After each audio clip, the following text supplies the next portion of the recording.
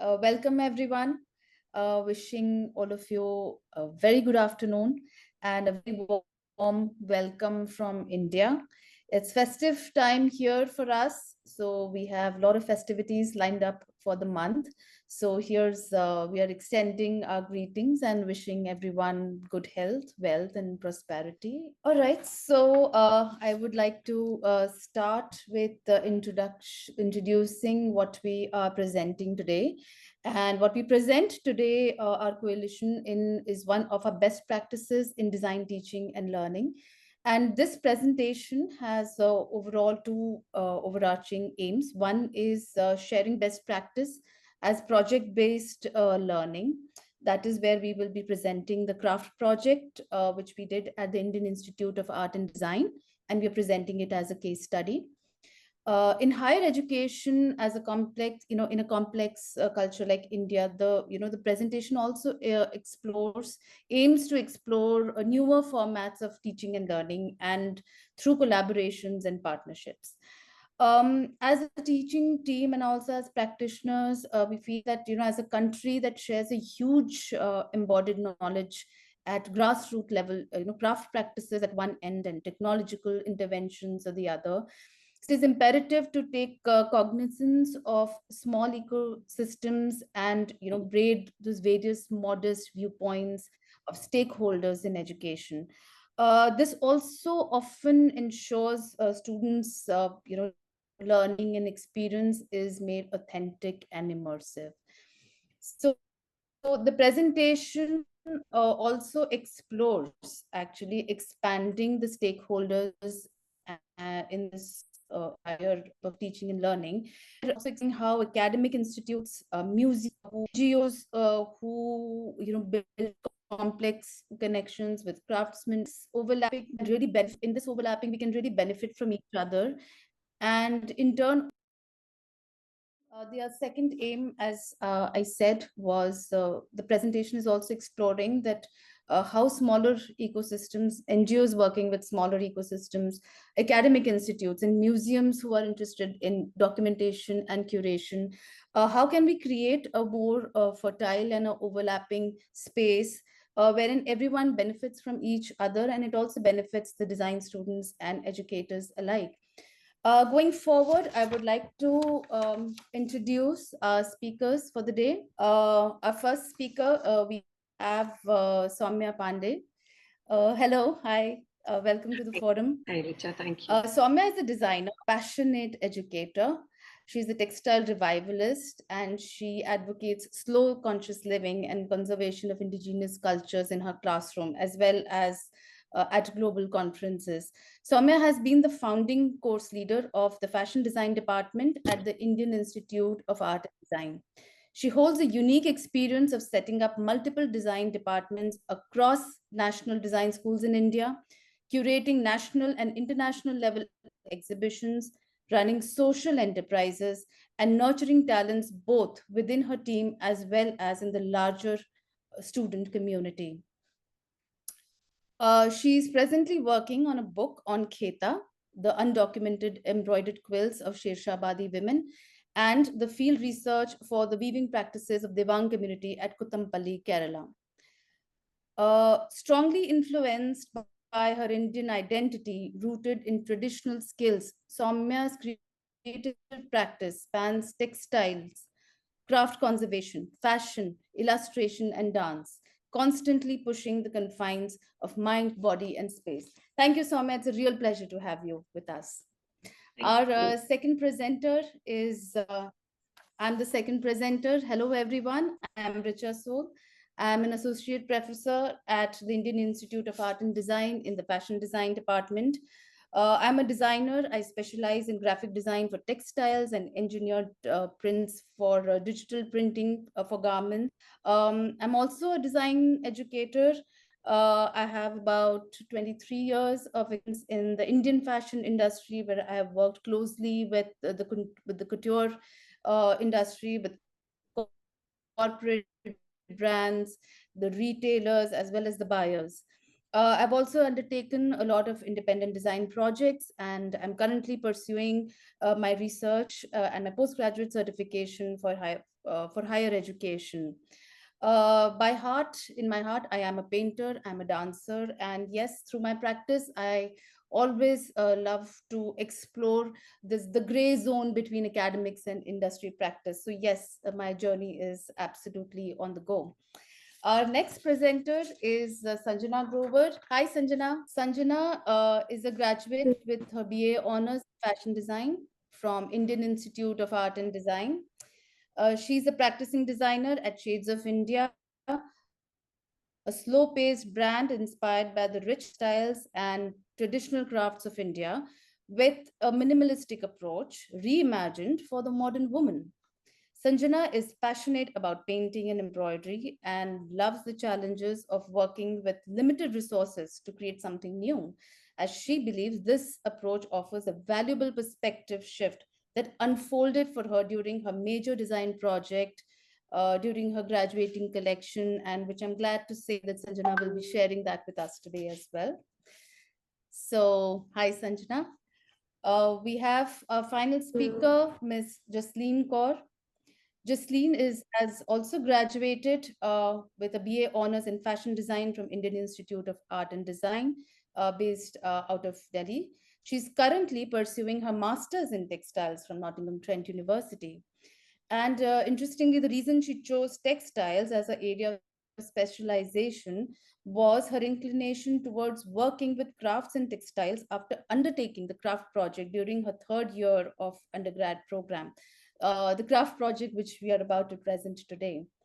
And the project has really helped her discover the passion of working with crafts and textiles through engaging, documenting, and connecting with the artisans.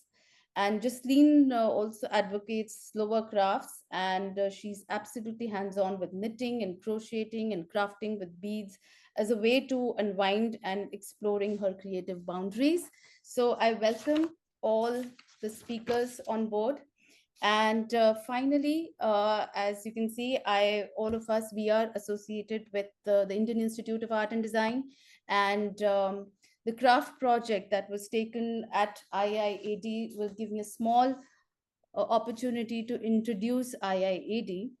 IIAD was set up in 2016 as a private design institute in India, with accreditation from Kingston University, a university steeped in the dynamic and thriving history of design education. Here was an opportunity for design academicians to explore radical approaches to subject definition associated with learning cultures and alternative methodology. The curriculum was designed in cognizance of three relevant documents: the National Design Policy, uh, program specifications of IID, which is a confidential document, and the National Education Policy of India. At IIAD, we foster experiential learning through project-based approach across all design disciplines. The project-based learning in design education offers a very powerful way for students to develop practical skills and apply design thinking to the real-world problems. At IID, in the third year fashion design curriculum, conversations of the Indian craft landscape and its environment are taken up at a complex level. The aim of the project is to sensitize students to the ethos of craft, and craft not merely as a product of skill, but an integration of skill: the artisan, the mind, the body, the process, and the land to where it belongs to its people. The project also entails a study tour of 10 days, and that sets the context to understand and appreciate the finer nuances of craft practices and its ecosystem.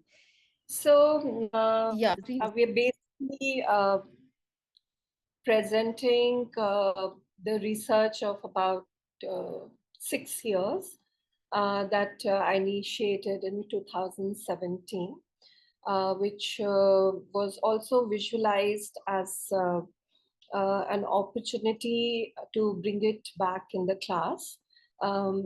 This was an individual and though I'm trained in fashion, My growing interest in textile crafts brought me to a point where I looked at textile as, community identity, ecological relationships, the connections, and also individual expression.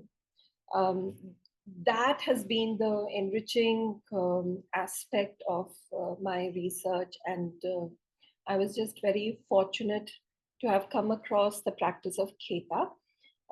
I can, as we go along, I can also tell you the story how that happened. But uh, I think it has brought a huge shift in what I want to teach, how I want to teach, and how I want to position my teaching going forward. So, if we are to talk about what we are presenting today, I'll just uh, read out a small passage which gives us, it's like a small narrative which gives us the larger context. So, Kheta is a reversible, hand embroidered, repurposed quilted textile, and India has a very rich tradition of these repurposed, quilted textiles. About 10 states in India have very unique, expressions there. And in my understanding of textiles from the Indian subcontinent, I think it's also a certain respect for woven, which actually informs all the repurposed, textile traditions. So Kheta is traditionally made by women of the remote Sheshabadi community in Bihar, in eastern India. They're also it's a it's a community that has migrated, and it's also present in Bangladesh, West Bengal, another state of the country, Jharkhand, Odisha, and right till Nepal. When we see the map, you'll understand that how the movement has been. This reversible quilting technique only uses needle and thread and no other tool. We have other traditions in the same region where now it's sort of become quite commercial and people use measuring tools and those little pieces to sort of hold the embroidery together, the frames together. But in Kheta, we see only needle and thread. Now, it demonstrates the mathematical genius of women who are mostly illiterate, yet remarkably sensitive to their lived experiences, landscape, and built environment. I have observed that the way they build and the way they participate in agricultural practices, I think if that changes, even the quality of the textile would change. They've migrated along the rivers and remained marginalized as a community for about 400 years. This remarkable textile community identity of Sheshabadis has remained for surprisingly undocumented till 2017 as a distinct community-based practice. Now, as part of the course leadership at Indian Institute of Art and Design, I actually began research on Kheta embroidery in 2017. Interestingly, for me, it's also the call of the land because my ancestors come from the same region. In fact, my grandparents' house was about 70 kilometers from where most of my research took place. I did this independently because I got to know about this practice from a childhood friend who got married into a political family from Kishanganj, and while her husband was canvassing for the legislative assembly elections was when he saw these textiles and told her that maybe she can share it with me. I had been familiar with the textiles from that region because I've sort of grown up with influences from that area, though I have not lived there. But I did see the other repurposed textiles from the same area, which are called Sujni and Kathas. Now, over 6 years, 12 field trips were conducted across Kishanganj and Pune district of Bihar, and later also to Bangladesh, the neighboring country. I resided with these women quilters, the artisans in villages, documenting variously their practices, processes, and living traditions of the craft. I don't think I would have had these insights if had not lived with them, because it was really beyond the just the routine of it. Just living there, I realized how these lived experiences sort of transfer into their expressions. Nearly 25 villages were covered, with visits to about 7 to 10 households in each village. Several academic papers were written and presentations delivered at national and international levels within the 5 years. I consulted a whole lot of textile experts to understand, whether such a documentation with specifics of the community had happened or not. And interestingly, time and again, I realized that this was a unique opportunity of documented something that had remained largely undocumented, with specifics to the patterns and the community. The initiative received government and NGO support. In the course of work, the Ministry of Textiles started focusing on Kheta's preservation, and government schemes were implemented to train women artisans, enhance their skills, and help them develop new products. In 2021, through the presence in the parliament, the Ministry of Textiles acknowledged Kheta embroidery as an endangered craft, promoting its preservation. So it was brought into the larger audience and in the eye of the government of India, and I think that prompted us to see how we could really enrich this whole research further, and in turn, enrich the stakeholders. The National Crafts Museum and Hastkala Academy in New Delhi organized a month-long exhibition of Kheta textiles titled Kheta. There was two more students who were supposed to be part of this presentation, but along with Jasleen and Sanjana, they were also the student volunteers for the exhibition. And we had titled it as the Embroidered Expressions of Sheshabadis. And Richa will probably explain how it was also transdisciplinary, where communication design students and interior architecture students also played their part in putting it together. For this exhibition, the women quilters were invited to demonstrate the documented patterns of Kheta and sell Kheta blankets, throws, runners, and notebook sleeves on the premises. The women had actually left their villages and stepped into an urban space for the first time in their life, accompanied by menfolk. For me, just that in itself was a challenge to, convince these women to come to Delhi, as part of the exhibition.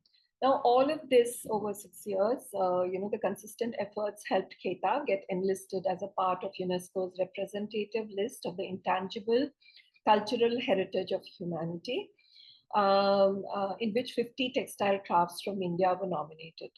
Now, this paves the way for Kheta to be recognized for geographical indication status in due course, which we're sort of working towards, also as part of the writing that I'm attempting. Now, the basic premise, as mentioned by Richa, is that for an effective project-based learning to take place, which is how we do it at IIAD, the circle of stakeholders must be enlarged, and learning objectives must be aligned to make a robust educational ecosystem. And there's some more learnings that I had in my research, which I'd like to share as we go along. Now, these are images actually out of the landscape, and how something as intensive as this embroidery sort of, takes place. So that's the courtyard where, most of the things unfolded. These are the women I work with. You can almost see how we're all sitting together, sort of trying to blend into the colors of their, saris, and be together as one. And spending time with these women in their courtyards sort of made me understand their struggles and, their victories in terms of keeping their identity really strongly held together even while they were migrating and moving along the rivers. So this is the area. It's eastern part of India, and if you see Nepal, Bhutan, Bangladesh, and northeast is really very close to Kishanganj, and it takes on these influences extremely strongly.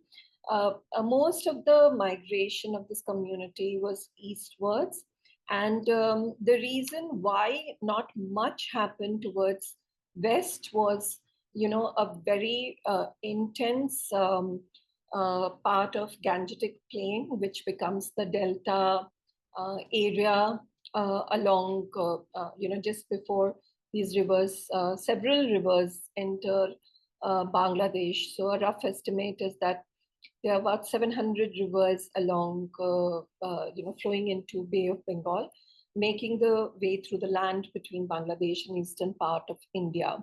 So I think, moving westwards sort of gave them opportunity to access fertile land, which was not changing its course so often. So I've also been to Bangladesh. I made a trip in 2023 to also ascertain whether the migration was similar in all the directions. This is actually the land of two major rivers called Tonk and Mahananda. And they were basically, the community was basically foot soldiers of a very able ruler called Shesha Suri. And he kind of conquered land almost till Bangladesh and died in a freak accident before he gave the land to these soldiers, which was called the Sheshabadi Pargana.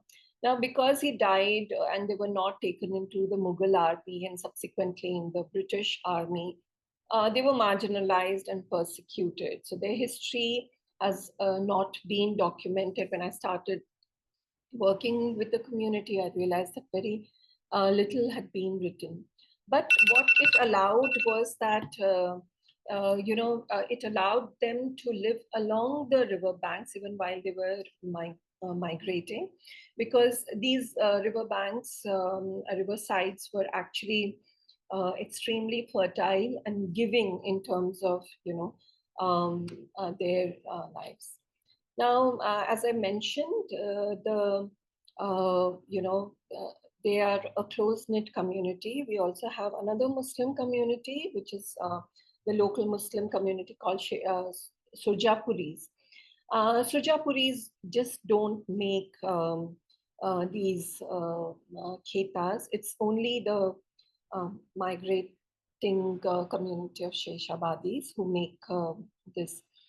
These were the initial glimpses of Kheta as I saw it. So the interesting bit is that,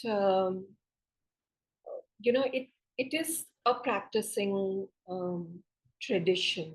It's very much part of um, uh, it being used as a textile of, you know, daily um, life. And the smaller ones are sort of made for these uh, indigenous, cradles. And you often see them as as one of the linings of the mattresses. Like there'll be several of these thinner mattresses in the cradle, and one of the layers would be kheta, because for a newborn it is also the absorbent quality.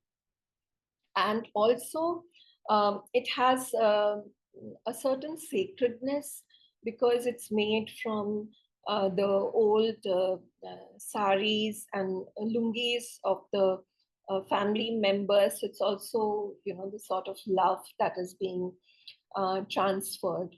Of course, the usage of the older textiles makes it much softer. And I did hear one of these, senior men at the mosque say that, it also has a medicinal, property, because it's so densely textured. That's something that we can always, find out more. Now, it's not only an identity, but it's also expression of how these women are sort of observing their environment. You will. This is a very regular uh, view, a regular picture that you would probably take in these villages, where you'll see them sitting in the courtyard, or just under a mango tree. Several women coming together.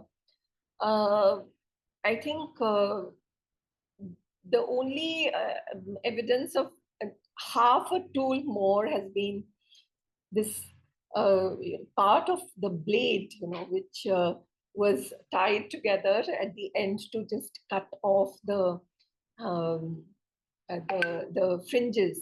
But this was just one exception, where I found this attached to the textiles. Otherwise, it's just been needle and thread. And they're very proud owners of these textiles. My understanding has been that, of course, in India, we have so many community based crafts, not just textile crafts, but so many other crafts that I understood that of course, making matters, and the hands and the involvement of hands in making is the crucial bit. But what makes it even more intense, and I could see this in Kheta, was that what is also touched upon by feet is more intense than the skilled hands, and we just discovered more about this. So to them, it's the textile has a front and the back, but it is so intensely embroidered, and the stitches are, almost equal on the front and the back, that it works as a reversible, embroidery. So you see very exciting fronts and the backs, and completely different, completely contrasted, revealing so many newer stories. And it's fantastic, the kind of finesse one sees in this textile. So if you see the image on the left, you can see a white dhoti being used on the reverse of it, and the dense embroidery sort of filling it up completely. Now, in Kheta, there are no placement motifs. It's a running pattern which starts from one end of the textile and goes right to the other end of the textile. And in the calculation of the second stitch that follows the first line of stitch, the pattern sort of starts emerging, and there'll be some more images to clarify that. Now, this is Taj Khera, who's been my hostess most of the times. And this is just part of one, stack of khetas that she's embroidered. These are almost, the smallest could be the size of 4 by 3 feet, but it could go to anything up to like a 9 by 7 feet kind of completed textile. Of course, it's put on for the newborn, but it's also seen as one of the layers of the mattresses on which they sleep. So it's not a quilt that's taken over the body. It's a quilt that is used to sleep on or sit on. So I was very lucky to see when her son-in-law came visiting. He actually came to meet me and see who has been staying with her, in the interiors of the villages of Bihar. And when he came, she took out one of the most beautiful pieces and put it out on the charpai, the woven charpais that we have in India. And it sort of really amazed me that the kind of respect she had for the textile that she'd created. So all of these and more have been created as individual textiles. They can be called as signature quilts because two women don't work on the same quilt, which is how it is in the Suchnis and Kathas coming from the same area, as repurposed textiles. That women actually take 3-4 different corners of the same textile and embroiders on the same textile. You'll see, you can find distinct handwriting of embroideries, but in this case, each woman, embroiders one. So it's not just a community identity, but it's also a very strong, identity of the individual, the woman. So that was this thing. Okay. Now this area is one of the I would say the word is not backward, but it's one of the areas that has not had the advantages of more prominent districts of Bihar. So it has some of the most labor-intensive practices out of all the districts, including rice farming, which has got to do with a lot of work that involves the paddy transplantation. Also, jute cultivation. They not only grow jute, but they also, harness it in the sense that, you'll often see on the sides of the roads that, they would have put out the reeds of jute for fermenting in the catchment, area, the water along the roads, and then they will literally stand in the water and trash out for the finer fiber to be segregated, and whole lot of indigenous tools like what you see on the right, extreme right, bottom right, is this again the fishes from these little ponds, and for fishing. Even the fishing contraption is actually indigenous one that they make themselves. Now, it's a lot of, you still see a lot of mud houses, especially at this community, because it's only in the last, 20 years that they have been able to buy land or build permanent houses. And it's actually this courtyard that also informs the textile.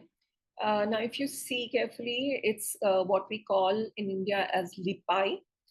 It's basically the plastering of the courtyard with clay, husk, and um, uh, clay and husk and cow dung. So it not only disinfects the whole area, but it also sort of creates this extremely cool sort of ground to uh, you know work upon. And this courtyard is where multiple activities take place. On one side is the kitchen. Sometimes they also have chulhas, the winter chulhas, which is part of the courtyard, and they somebody would be cooking, taking care of the children. The cattle would be on the side. Of course, they'll be sitting and embroidering ketar in the same area. Maybe 2-3 women of the cluster close by would join in the afternoons. So everything that I've kind of read about in these textile books while I was studying and was enthusiastic about learning about Indian crafts, everything sort of found its meaning and relevance in their areas. Now, for lipai, they take sections of the courtyard. So, say along the kitchen that you're seeing, where as far as their hands would sort of go doing the plastering.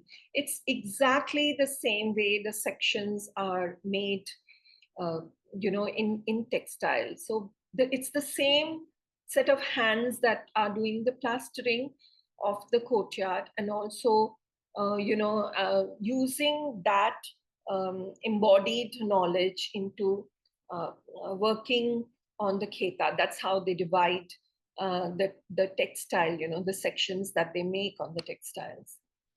Now, on the left, you almost see the layers, all the layers of the walls as well.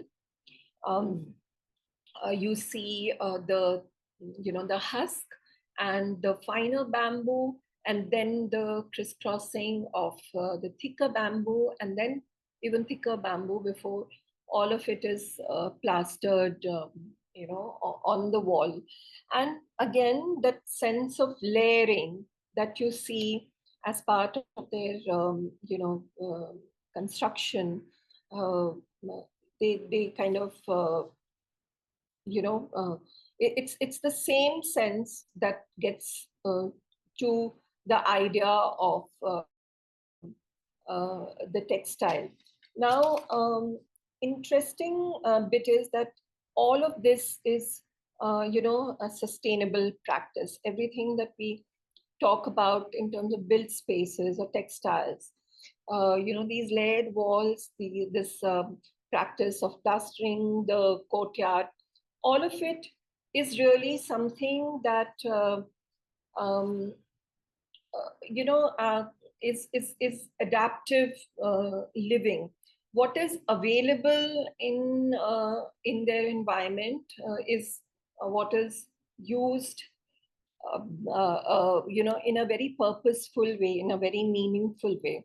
This area is home to a whole lot of bamboo forests and a lot of basketry and this kind of practice of layering with different variety of bamboo sort of plays out. So even these chulhas that you're seeing, the stoves on the floor, are also made by them. These women are able to mold it with their hands while they're making it. So it's again a very interesting practice of the community. Yeah. So This whole idea of what we in India we call as jugaad is basically, response uh, to the needs of people, which is being designed by, a lot of common sense and whatever is readily available. So it's sort of adaptive thinking. And literally everything sort of goes back to the earth because it is made of very sustainable materials. Even a small thing like the chimney, I thought this was like a brilliant example of making, on the other side is the kitchen, and this is just a chimney that they've crafted themselves. Uh, this is how the walls would look on the outside. Um, of course, the practice of uh, grinding the spices and everything that they are undertaking is is extremely intense and texturous and dense, and it's what the hand and eye are constantly seeing that gets transferred to everything that they are making. Again, that practice of these are the granaries that these women make, and again, it's molding while making. So, they start with a small, uh, about 4 inches of raising, what you're seeing on the right side, raising the walls of the granary, the container.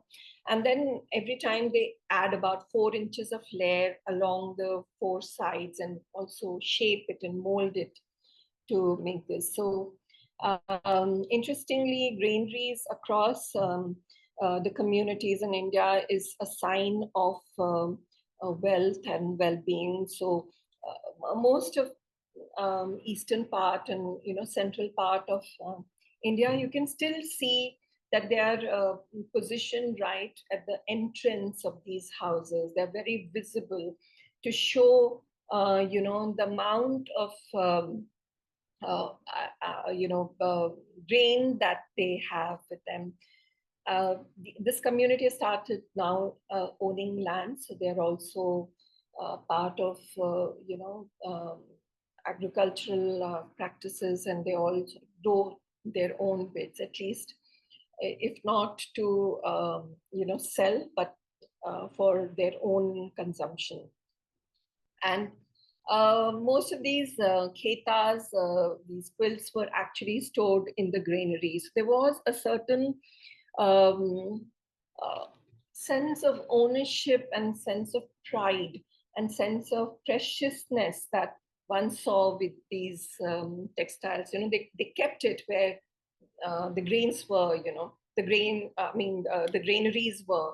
And I have a video in which, actually a young boy gets into the granary and pulls out the ketas for us to see. Again, this is another kind of granary which is made out of the bamboo. That all of these are really tall, anything between 5 to 7 feet. These ones that are not molded in mud are actually made by men. These ones in the bamboo, basketry, and the inside is again, uh, you know, uh, a layer of cow dung and mud and husk, which is also the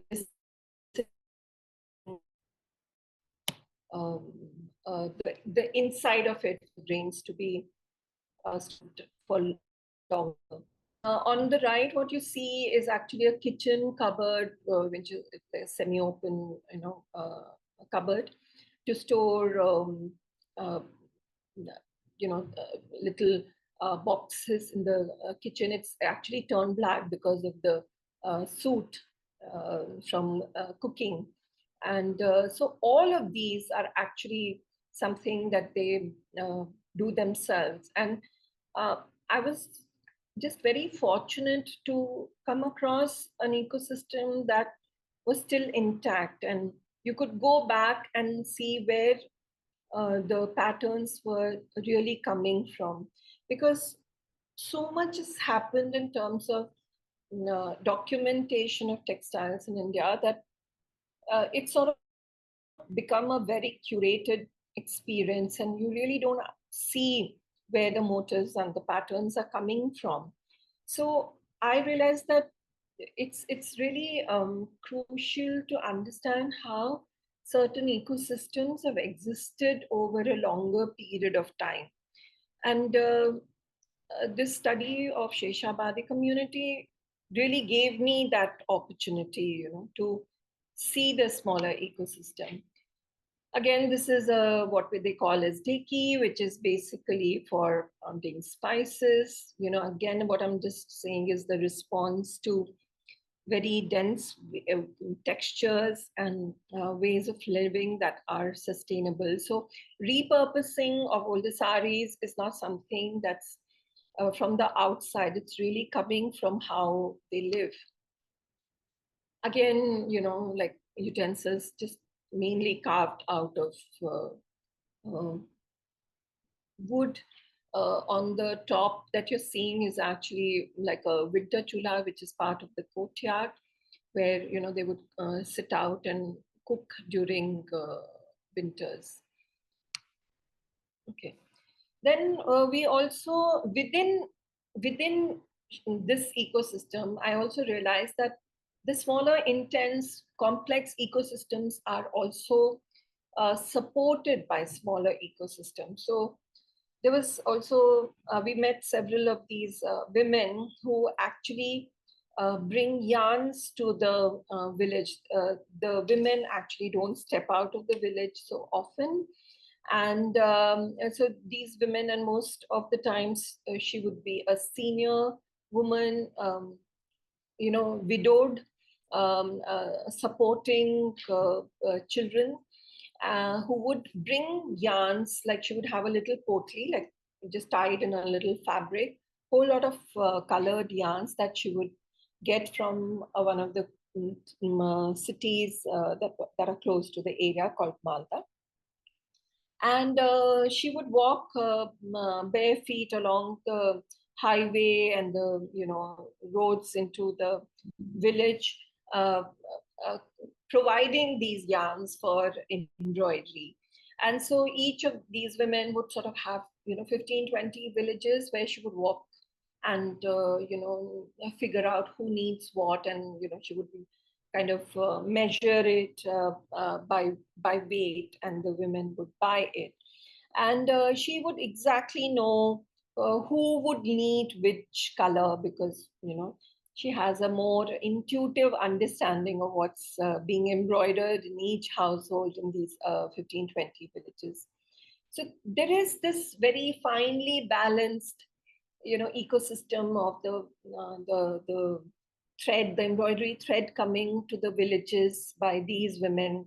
It has to be a woman, because the women would not be allowed to um, deal directly with men. So that was also that I understood, that I need to respect these smaller ecosystems that are supporting each other.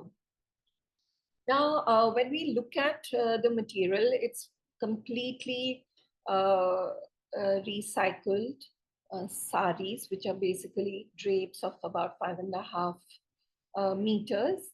And they would, traditionally, they would put about 5 layers of these.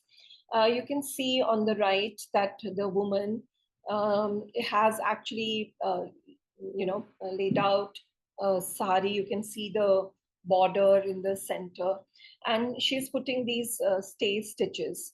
So women actually, before they start embroidering, they actually walk on the textile. And that's exactly what I was trying to say, that what is felt through the feet is a lot more intense than what's felt by the hand. Of course, it's very intense, but yet you see that there is far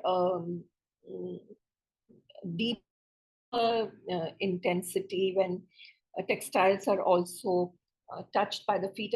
And there are very few examples of these. So women, when it has to be started, they 2-3 women come together.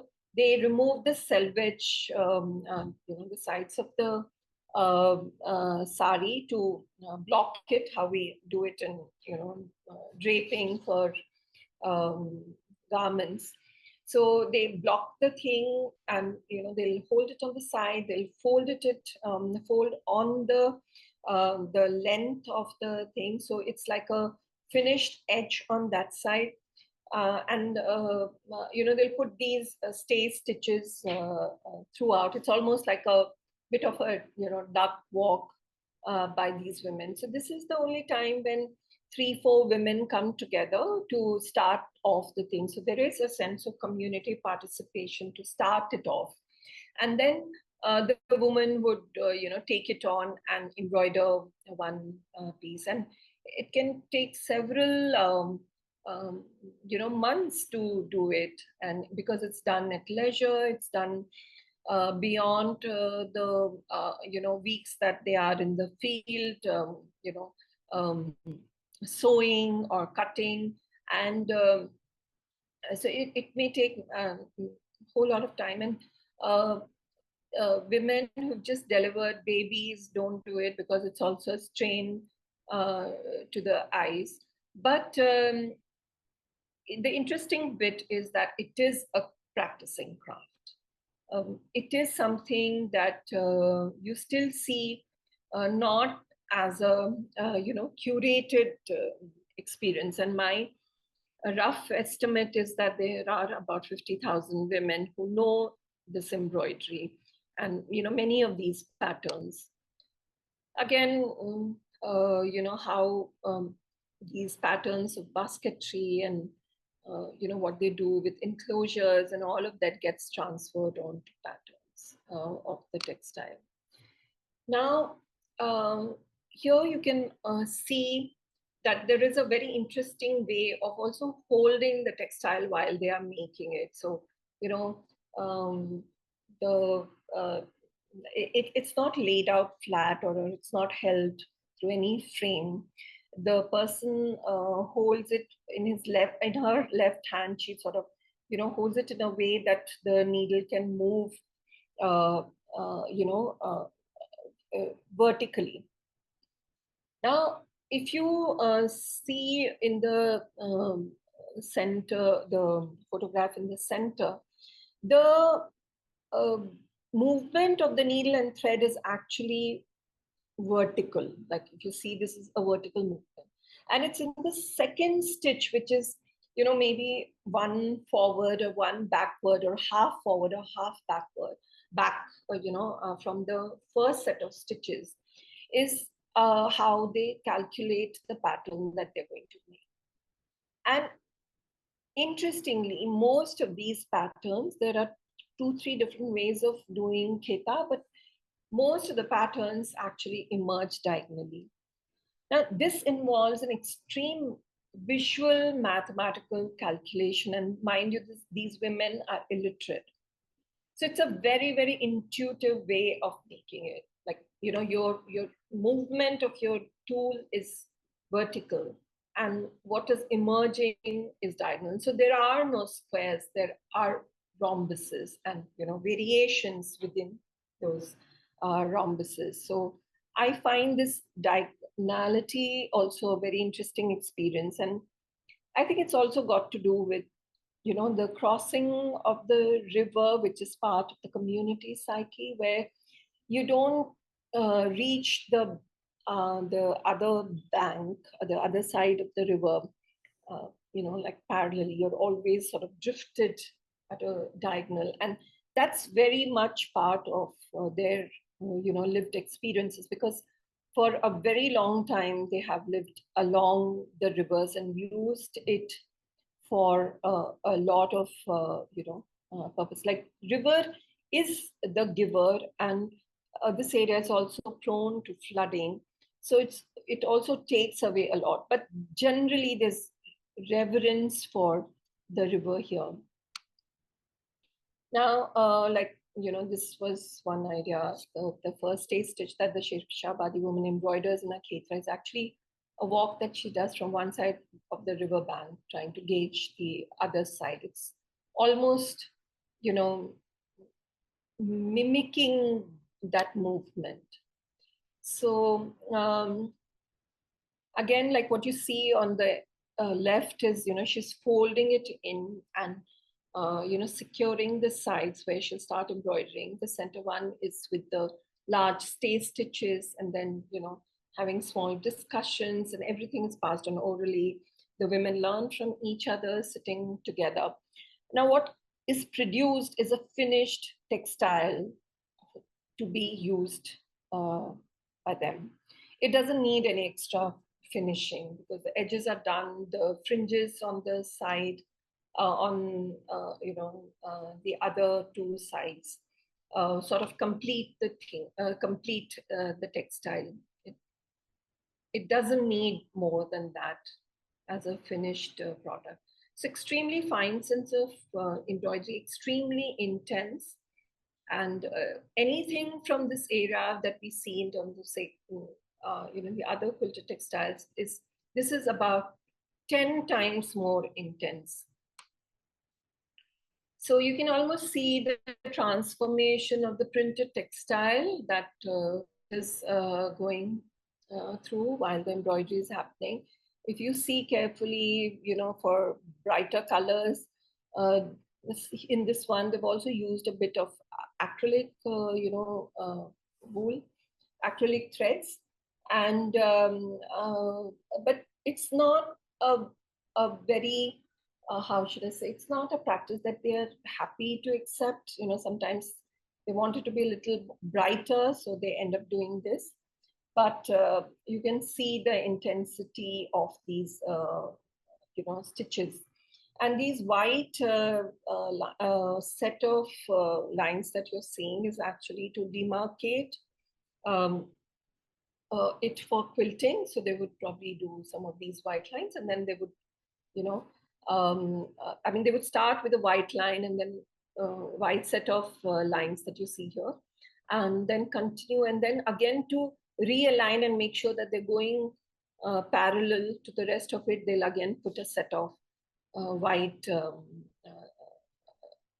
lines of embroidery. I think a sense of impermanence is extremely strong in their psyche, and there is a sense of impermanence in how they live. In fact, they say that people come from Delta area actually don't plan beyond a year, because the land and the water body, the river, is changing its course so much that it's constant. It's a constant movement of people just to make sure, okay, now the land is here, so you might as well go and live there. And then there's another formation of land as the river changes its course when it gets flooded, and then we sort of move there. So they own very little, and there is an idea of continuity and recycling, which becomes inherent to them because only that much is available.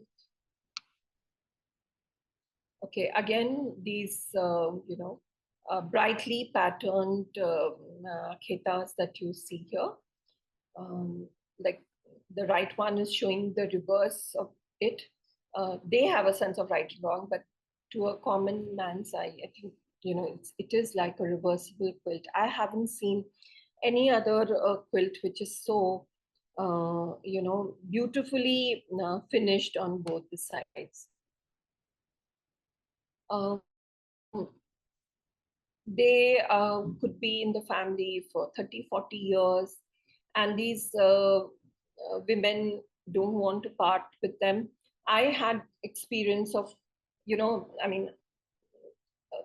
how should I say? Okay, so I took the liberty of asking them if I could have one of the pieces that I really liked, and they refused and they didn't want to part with their textiles. And they said that, when like the senior woman said that when I die, it will be, divided amongst my children.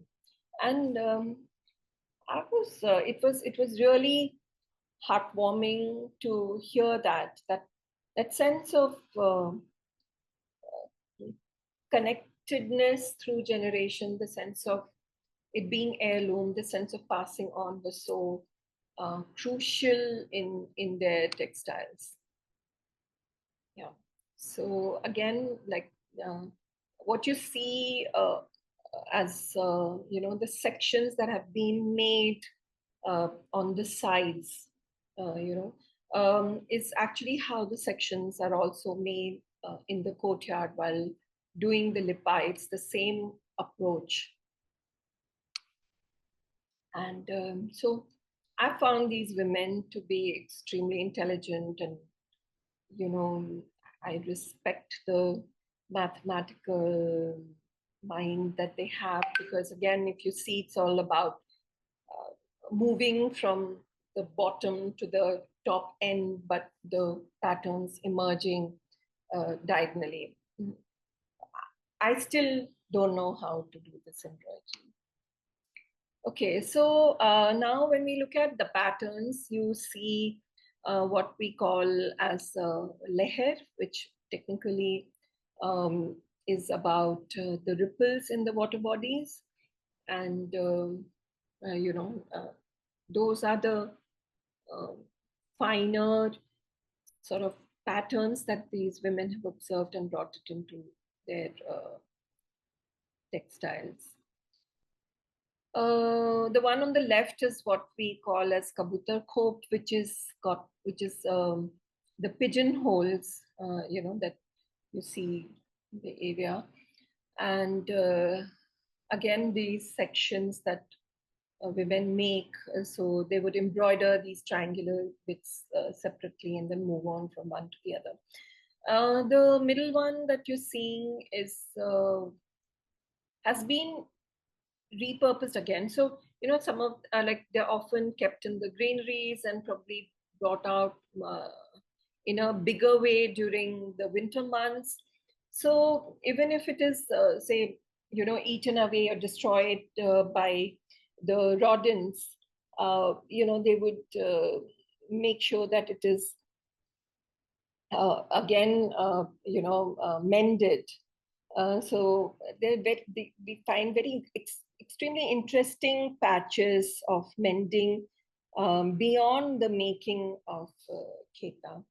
Then these lines, the zigzag lines that you're seeing, is actually how the basketry patterns you see, and they become like lathi, which is really like the the bamboo sticks being put out. So it's called like lathi pool, inspired by the bamboo strips. Now, this one is Kechal pool, that's one on the right, which is the movement of the earthworm, which comes out in abundance during the rainy seasons. And then there's the variation of the Kechal pool chant. So within those curvilinear, like these chevron kind of patterns, you also have the flowers. Now, of course, I've talked about it, that it's all without formal education, and they understand the material, the tools and techniques, and they've kind of mastered it to a point where it's almost like a language of the community. These are variations of the pan patta, the betel leaf, and betel leaf is sort of considered auspicious both in Hindu and Muslim communities from the area, and it grows very beautifully. It has a very beautiful, it's a very beautiful creeper, and in Indian aesthetics, a beautiful face is compared to a betel leaf, and all of that. So it's a geometric version of what grows as a pattern. Then latte is meaning stick. So, you know, a whole lot of variations as latte. So what I want you to see is that, you know, what's going as the white line across is how the needle is moving, and what's emerging is the diagonal bits of the, you know, lines. Now, as I mentioned earlier, it was that, you know, there aren't any square patterns. Everything is based on diagonality. And what you see here is, you know, a rhombus of 9 flowers on the extreme right. And so you'll see a similar thing called the char pool, which is char is 4 and no is 9. So it'll be, you know, 2 by 2 or 3 by 3 or, you know, 4 by 4. So you also have these char kotas. So, you know, all of that becomes interesting in terms of how they're also interpreting the what is grown, you know, the flowers that you see of these creepers and all of that. So some of like what you see in the center, it could be also the soja, which is basically like a very simple pattern and no, you know, it's just running stitches with just a bit of alignment, not as complex as what you see on the left side. Again, here you can see, you know, this is the, you know, thing to kind of, you know, remove the husk from the grains and almost being interpreted as the pattern there. Yeah, it's for me, it's almost like a promise to make new memories with renewal of life. They've lived in immense hardship, and I find it that I find it very it's overwhelming to see how these women respond to a circularity of life in terms of recycling, in terms of passing on, you know, all of that. Another one, I'm just going to stop here, is like whatever is left from the yarns that and the fabric that's left from those khetas, little strips or, you know, a little bit of yarn, is again repurposed in these hand fans, you know. So there's another level of recycling of leftover yarns and leftover strips of fabric. So, and this is something that's between embroidery and you know, weaving. They kind of hold the stitches together on the ring that you're seeing on the outside. You know, the little ring that you're seeing with the fabric on. But it's not got any backing, so it works like a hand fan. So that's the next level of embroidery, and again in very complex patterns here. So I also feel that at some point there must have been some contact with you know, weaving communities also, I mean, that's yet to be established, though we do see a lot of weaving happening in the areas from where they've migrated. But more than that, I feel that it's the response to the land, their agricultural practices, and their you know, built spaces, and the river that's giving it such a strong identity. So yeah, that's what I wanted to share about my research, and I'll stop sharing it here so that Richa can take over. So this was just to kind of get you an idea of the embroidery. Thank you, Soumya. That was so intense that we just wanted you to go on and on. And yes, indeed, a virtual platform does no justice to this. Yeah, I mean, I've actually been to experts where, you know, after half an hour, they've realized that it's embroidered and not woven. It's that intense. So, Yes. that, Yeah, I remember seeing it for the first time. yeah.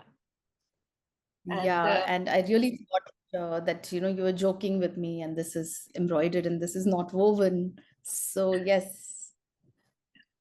and I think I feel very humbled by the fact that I could bring this to the class, and how everybody sort of benefited, and what you're going to touch upon that. Uh, of course, I brought the research into the class, but also increased that circle of learning. So from academic partners to the community to NGOs to students to us, the design educators, to other researchers, government, museums, everybody becoming part of that uh, research, documentation, and curation. I think that was uh, like the biggest learning. Now I don't know how to do it otherwise. I just feel that that's the way to take the classroom to the courtyard and bring the courtyard to the classroom.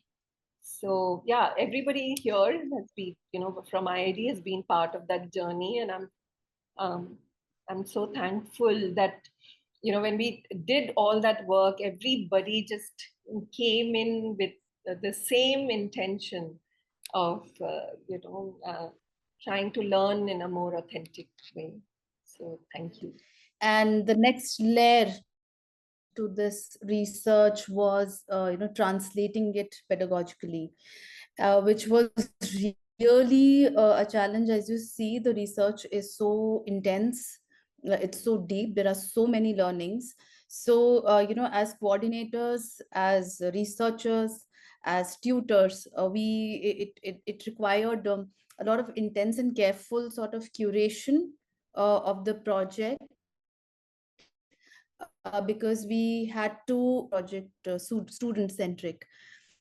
So really situating itself between this the learnings and the mandates, as I mentioned earlier, that IID really upheld its program specifications, to that the learnings from the national design policy and the national education policy, where the vision of applying the awareness of sustainability, ethics, honoring indigenous practices, and those cultural identities, and how all these become a part of this whole contemporary culture and contemporary concerns. So it was quite a task, I must say, and under the leadership of Soumya, how the entire project unfolded. And I can say the vision was also upheld, that education has to be conducted in a very open-ended manner. It has to be learner-centric.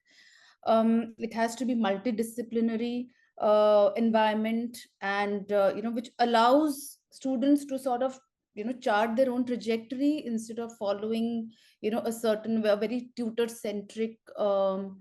And this is something that will also help students to become what we call as future skills critical thinkers, or self reflexive, or bringing in that reflexivity in their design process, and really owning up their own design process.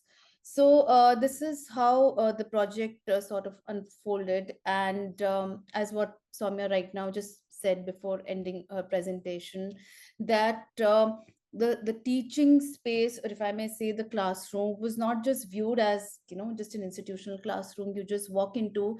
It really aimed at position teaching in a very overlapping space, which is multidisciplinary. It involves different skills, different environments, experts coming in from collaborating, co-creating with each other. And this collaboration, as you see how the classroom has been spaced, positioned here, it was also an opportunity to sort of go beyond the institutional boundaries, or if I may say the whole academic boundary of design teaching and learning.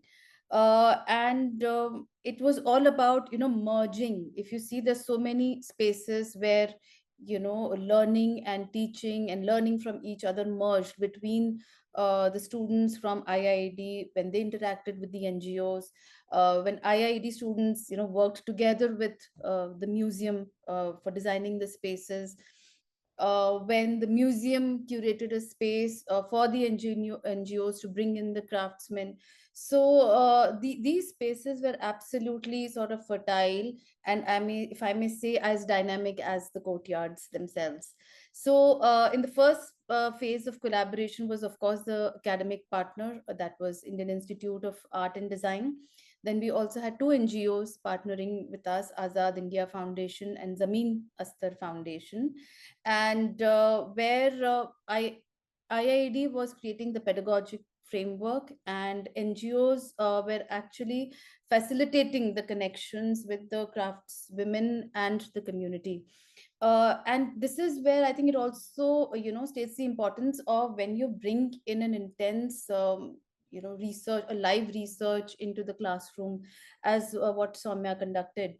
It was see, craft communities in India are fairly guarded. It's not very easy, to get access to their courtyards, and it was just because of her interaction and her, her long term association, and the way she had, builded faith within the community, that, these doors could really open for the contemporary, design students in design spaces.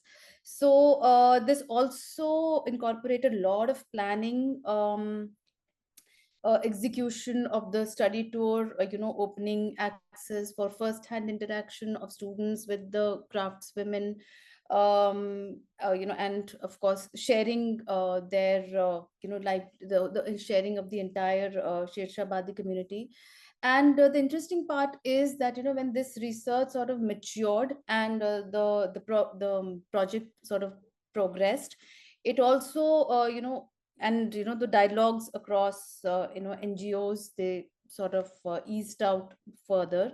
It paved way to, bring even a larger conversation, that was conversion of, this academic sort of research into a classroom, and then further taking it on to, a national level, where, curation of these of ketas was done in a very sort of authentic way, um, and really building on, the four P's, if I would say, the where you were talking about partnerships, pedagogy, places, uh, people, and people also include designers. So how do these all integrate for a student to inform his own learning journey? Going forward, now the craft project actually entailed travel of about 10 days to Kishanganj. And we had two cohorts traveling with us. That was level 5 fashion design, and level 6 communication design students as well. So it was a collaborative project between level 5 and level 6. So it was automatically, it also became interdisciplinary, as communication design students and fashion design students, they sort of worked together. And it was conceptualized by a founding course leader, and along with the course leader were all the level leaders who were leading the project. And this involved research and live documentation of not just the crafts but of the entire community. And the main aims, if I we can say, of this project was, craft understanding, craft as a sustainable practice, and, fashion as a community conversation, and in contrast to fashion as a, a capitalist tool or just a means for consumption. It was also to build, say, student consciousness around craft as a way of living. As you saw, Soumya, the way she sort of elaborated, what the importance of a courtyard. And now we'll see how, things, teaching and learning actually unfolded in a courtyard. So craft is not about just doing something, but it is a way of living, and it is also something to be seen which is beyond factory made. And I think those notions are very important to be kind of addressed in a very in this contemporary learning scenario. And of course, what happens, to the classroom when you merge faculty design research as a basis for a project. And it also helps in not just student learning, but it also helps in deploying resources, because there was a lot of coordination and a lot of back and forth that had to be done by all of us, by tutors, to just make sure that those 10 days of travel was absolutely smooth, both for the community interaction as well as for students.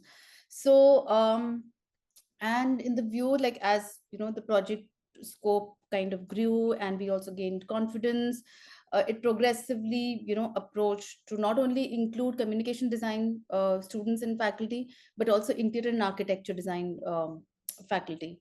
And we together, and the most interesting part was like what Soumya mentioned, that we all sensed that there was a sense of community that was already happening.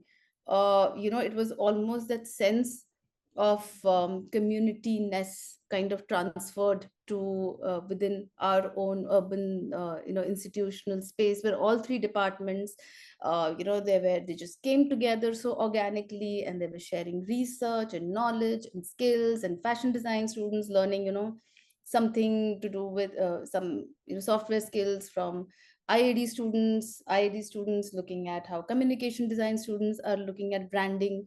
So the same research and the same point of, I may say, study really diverged itself into different design disciplines very seamlessly. Uh, Going ahead, so this also had to be sort of worked out in terms of assessments as tutors before we really deploy the project. The learning criteria, the assessment criteria, had to be really charted out systematically. So there were also these learning outcomes that are open ended and that run across design disciplines at IIED. And there are these four columns for assessment, which is design context, design process, design realization, and personal and professional development of the learner. So the learning outcomes and the assessment criteria primarily really revolved around things like the skills, like not only just showcasing skills of making and documenting your design process, but also the ability to observe, to reflect, to analyze, creating connections. How do you operate as an individual and as a as a young designer in a a very multi-layered uh, environment, having really multi-layered conversations, and then from there are you able to generate design ideas. So and then this all of this really reflects on what is the student's individual perspective. How was the student able to really generate an individual point of view as a young design practitioner? So in the view of these learning outcomes, the assignments were also designed as thinking frameworks, vis-a-vis literally applying the craft or the quilt into as a design outcome. How about we take the the approach of kheta as into our learning outcome, and then take that forward as an absolutely a new design process. So these learning outcomes were primarily panned out. So because on the basis of this, the entire assignments and tasks and teaching inputs were unfolded. And this is how really dense was the planning of the craft project, where we had to pan out the role of the students, both fashion design and for communication design, the faculties, what all sort of responsibilities the teaching team will be having. When do we get in touch with the crafts museum exhibition? Do we need a sort of a scaffolding before we went on a national level exhibition? What which level of students will be traveling? How are they going to travel? The project brief was, of course, sort of curated separately, both for fashion design as well as communication design, looking at their, academic deliverables. Teaching inputs were really planned, really sort of panned out in detail.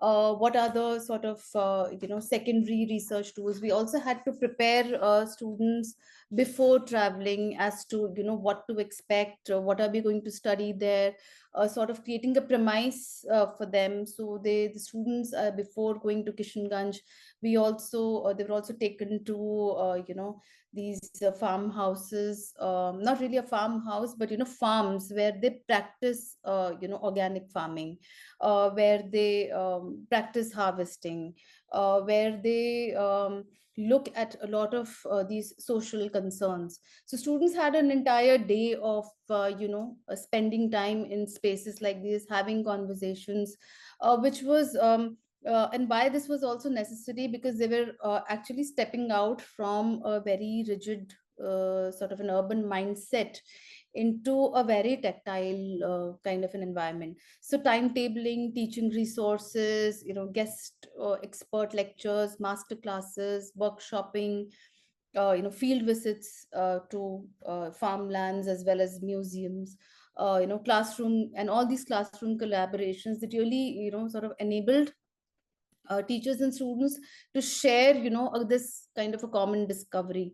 So the whole idea of doing this also prior that we already go there with that sense of connectedness, and this with a sense of that we shall be discovering things together.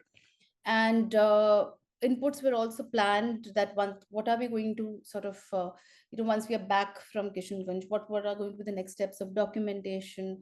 And this is where came in that the decision of where we should be having an exhibition at IIED, which has to be student led, and before we go on to for the museum curation.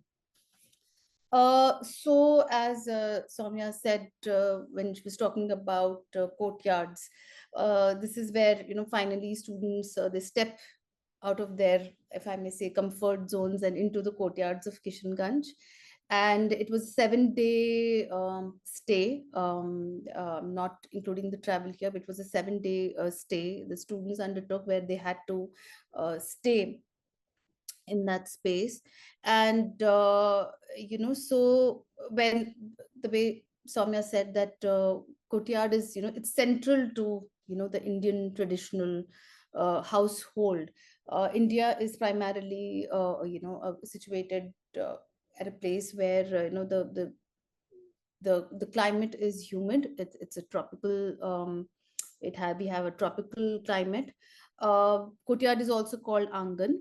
So it is a central kind of an open space which is sort of surrounded by semi closed structures, and built, they're built rooms. So it also, and it is open to the sky, so there is enough sunlight, there is ventilation. It ensures circulation, not of just air, but also the human circulation around the house. And it also gives privacy to women and children in the courtyard, because it's central to the house.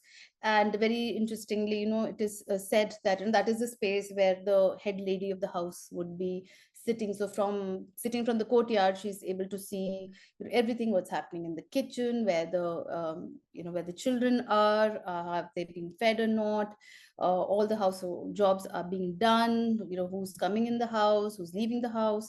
So yes, a very sort of it is primarily a woman's domain, and where it's really the where as Soumya had also explained to us, that where the wealth of the household, the granaries, the cattle, the roosters, everything is sort of visible at a glance.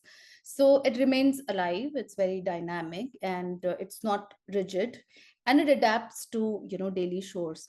And it is like a very dynamic mix of human interactions. There are smaller conversations, bigger conversations.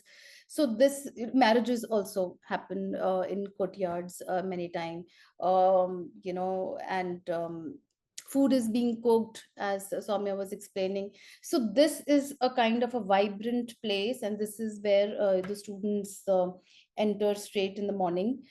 And yes, this is the first time probably the silence of a classroom, of a typical classroom, was broken.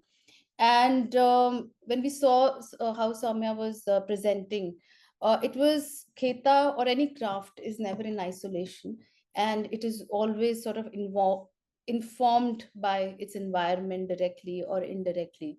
And that is the reason why, for documentation, in our project plan, we had sort of planned the students in groups, where every group would sort of cover these broader aspects. One was the land, the river, the built spaces, the people, and the expressions. So the idea was, we document them separately, and then we see them together, and that's how the connections sort of emerge. It was also important for both communication design and fashion design students to really understand the material culture of the village, uh, the raw materials that are available, the sub processes, the pre processes, the preparation that needs to be done, its usage, the usage of the craft in their living spaces, how they interact with the craft. And then, of course, for example, when we have river, wherever there is river, there will be clay. And that is how clay will be seen in those built spaces, and that is how clay is reflected. For example, what are their agricultural practices, how is it how what sort of religion or rituals do they follow, and does this the material culture and the embroideries or the quilts that they make, is it related to those rituals? What is the ritualistic significance of that? And and really engage with craft in a very participatory manner, and creating, and this really created a very fertile ground for primary research. And when I said primary research, it also means that from a student's perspective, the student had to also sort of push his or her boundaries to connect with the community, to be able to speak to them, to be able to first observe, and enter their premise, creating a very comfort zone for them as well. And this is where in this process, what also happened very interestingly, that the lines between the urban and the rural sort of blurred. uh, Both the community people and the students, they had to sort of go to a certain length to make those human connections. And students also shared later on that it was while they would go around the village, how we generally see in an urban space, okay, that parking lot is a landmark, and here the river was a landmark, or the field was the landmark, or the lakes became the reference point and really the guiding point for where they were going. So and that's how everything sort of turned around, and it was a very organic way of um, tutoring, and it was not in a very structured way. And as Soumya had shared in her slides, that how those patterns were informed by the waves of the river, or the lakes, or the ripples, how it was informed by the pigeonhole or the pan patta, and even they would take up a very small inspiration from something as mundane as a biscuit. So, and these are the sort of the design processes that we wanted students to really engage with. And as a tutor, I think this also opened our viewpoint, here, like in Kishanganj, it's 7 a.m. in the morning, and the students were instructed to come together in the courtyard of the largest courtyard in the in the village that belongs to Taj Khera. And so they started walking from their hostel, from where they were living. It was just a small little uh, like a very humble hostel. And they were coming to the classroom itself, coming through the fields, and they're it's all mud laden. We have water pumps somewhere, and there is vegetation. It's early morning, and everything is they're surrounded by water which is coming out from the hand pumps. And the sun has it's all up, and it's really hot. And a lot of students, they did share with us later that it was so hot, and it was kind of they were thinking, okay, the whole day we're going to be working in the courtyard in under the scorching sun. And for their to their absolute surprise, they had to enter the courtyard with bare feet, and the mud laden floor which Soumya was talking about, that we call lipai, was absolutely cool, and it was so comforting. And that completely changed their perspective, and openness to learning. And that's where in the courtyard, the senior women quilters, they were they were waiting for the for the interaction of the students. So here, as students, as tutors, we really explored what are the dynamics, what is the role of the dynamics of a learning space. We have two learning spaces here, where students are they're just scattered all over the place. There's a very experiential a sort of way of even arriving in a classroom vis-a-vis a very institutional space where conversations are very linear, and there is only one way of interaction. So really how these dynamics also kind of added on in a very unseen way. So going ahead, when we're talking about the environment, something as simple as the walls. Do the walls also help the learner really connect the dots?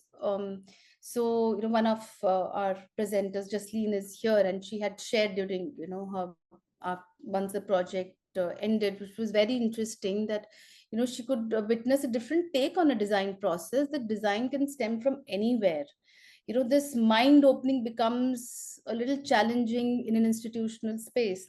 So that also sort of underlines the importance of taking the cohorts beyond these boundaries. So these walls where organically one sees material culture, you can see the thought process behind it, you can see the layering bit of it. There is a sense of color, there is a sense of balance, there is a sense of proportion, and also there is a sense of function, which probably the wall is informing much more than static classroom boards. And also enabling them to connect the dots, say for example, how the way the pattern that is woven uh, in a charpai, which is like a woven, it's a woven Indian bed. How the pattern is woven there, and how it is sort of so organically similar to the pattern which we can see on kheta. So it was also that students are they mindful, and they become aware of these of these sort of softer aspects of a design process, that usually it's quite easy to just oversee them and hop onto the final process of making a product. um, so as the quilters, the senior quilters, they were absolutely ready. And students, they also learned from older women, and they also learned from 7-year olds, 12-year olds, 17-year olds. And as each craft lady, she was also multitasking. So that's also really a live example that craft is not something which is done in isolation. It is an everyday practice. Like, you don't breathe, you don't the day is not complete without that craft. That craft is very much a part of their lives. And there was no, and because of this, the kind of those rigid lines between a tutor and a learner, those kind of disappeared. There was no formal tutor over there. And students, they also experience that there is so much to learn from their peers who don't belong to an urban environment. um, so there was a very different level of peer learning that took place within the younger generation, where students interacted with the artisans, families, and they were in, sort of, I may say, they were equally participative, and they were absolutely amused looking at the fashion design students, drawing and using markers. And they were just this something like as mundane that we think, a marker is something which is just a mundane object, was an absolute amusement for, for those children, because they had never used a colored marker. So it really ignited, these kind of penetrations sort of ignited far more conversations, where students could really penetrate and into understanding how the community works. This all, and also the interesting part, like a lot of students, they also shared that everything was scattered, it was clustered, the conversations were very kind of, cluttery. um, but within that whole chaotic space, there was observation. They could learn stitches, they could, retain the information, that was sort of taught to them. They were counting threads, they were separating threads, they were attempting techniques, they were communicating with each other, in spite of the fact that there were differences in language. They could not speak fluent Hindi, and of course, not English. And the students actually sort of got to see that, breaking the boundaries of a very typical way of, teaching and learning. The learning can only happen in a very focused, closed, quiet sort of an environment. In fact, it was really the other way around. And each student was sort of closely monitored by one of the, artisans. So she would teach them a stage, and if it all went wrong, all she did was, just pull out the thread, and it was as simple that you just restart. If you go wrong, you just restart. So that was another very interesting experience for students, vis-a-vis when, tutors here at the institutes give them a redo. So yeah, instead of a redo, they had to do was restart. And so students, it also brought students and, their tutors on the same level. When you sit together and when you are kind of constructing it together, and it really like one of the students, Karthik, he was supposed to be here, but he's not here today. That very interesting point that he brought out, that communication was, it was just so easy. It was all emotive, since, we didn't know their language. And but somehow, we managed to communicate through, signs. We could, students said we could read in her eyes, have I done the right stitch or have I done the wrong stitch, or through gestures. And interestingly, even though language was not common, it was not a barrier in learning. And there's some kind of preconceived notions and assumptions that also broke, for the student, that in spite of being, in so much of clutter, I was learning everything. I had complete focus, and I was totally engaged in what I was doing.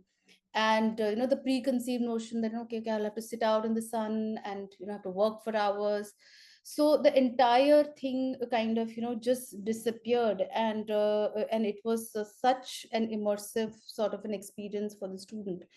So this also sort of enabled a very dynamic and a very participative environment, where, tutors had also become learners along with the students. And we constructed the meaning together, we learned the skills together. We got, together, we kind of, exchange a very deeper appreciation and connection of the craft, and the people, and the whole culture behind it. There was emphasis on diversity of experience, which a regular classroom, it never happens in a regular classroom. So students were learning from a 10-year-old, or from a wall, or a charpai, or a lake, or observing patterns on the tree, or looking at basketry, or just learning multitasking skills. So everything, living and non-living, human and non-human, had actually become a tutor.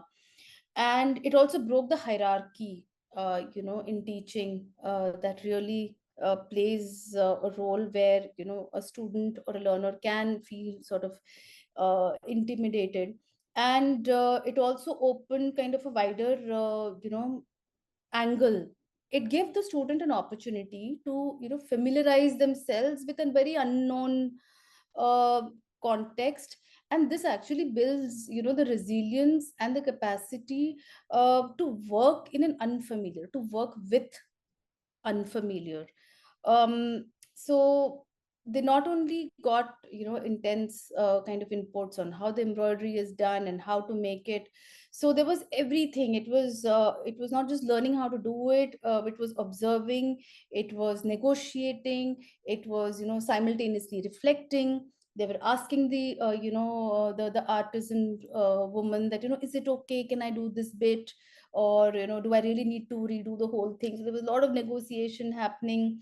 They understood the correlation between motifs, and patterns, and the live environment, and how that impacts motifing. So that's why the whole documentation of the land, river, culture, space, built spaces, that's how it sort of had to come together. And so when Soumya was also talking about layering, then they started with the entire process of layering. And here you can see the tutors are involved in that entire process along with the students. And really looking at, if you want to learn something from them, it is important to enter their space. And this was the cohort that traveled with us. And it was so interesting that as tutors, we really didn't feel the need to even ask them to draw or journal. It just came so spontaneously. The participation was so inclusive. It generated a confidence among them, that to take a risk, learn, the risk of even making a mistake. I think that is something very, very important, and that can be a huge roadblock in the learning of a student. So there were sort of many cohorts that formed within that courtyard. It was not just these students who traveled. There were like small little cohorts, those organic cohorts there, that they were forming, and with all the background noise, and everything was fluid. And and most of the students who travel there, they come from urban or semi-urban backgrounds. And the exposure to the deepest rural areas of the country also helped them as design learners, that it is also important to study and acknowledge communities that are historically marginalized, who sort of are also disadvantaged. They are also underrepresented groups. And fashion um, has sort of in a way a responsibility to also include the voices of these ecosystems.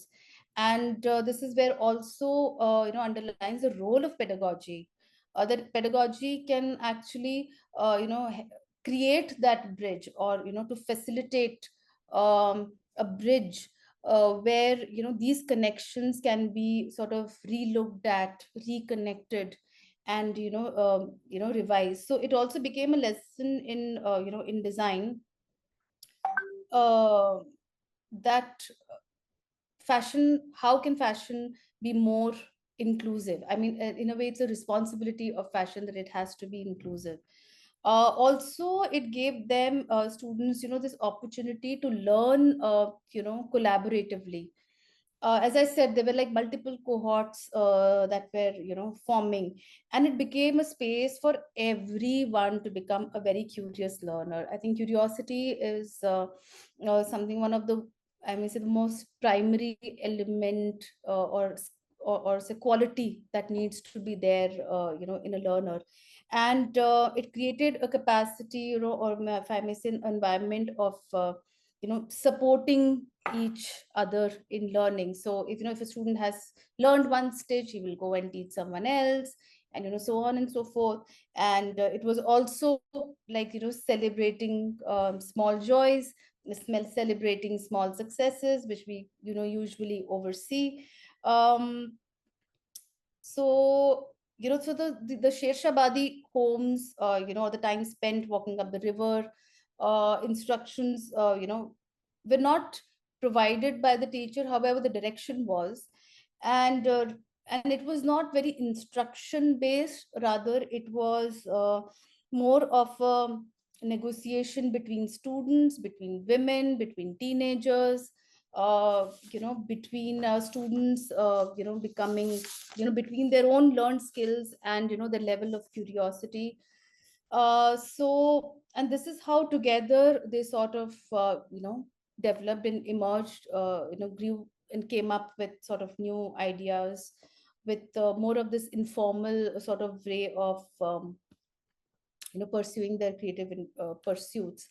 Now, when they came back, um, this is where the 8 week project, it culminated into an on-campus exhibition at IIED, where the students came together and they recreated their entire essence and their experience.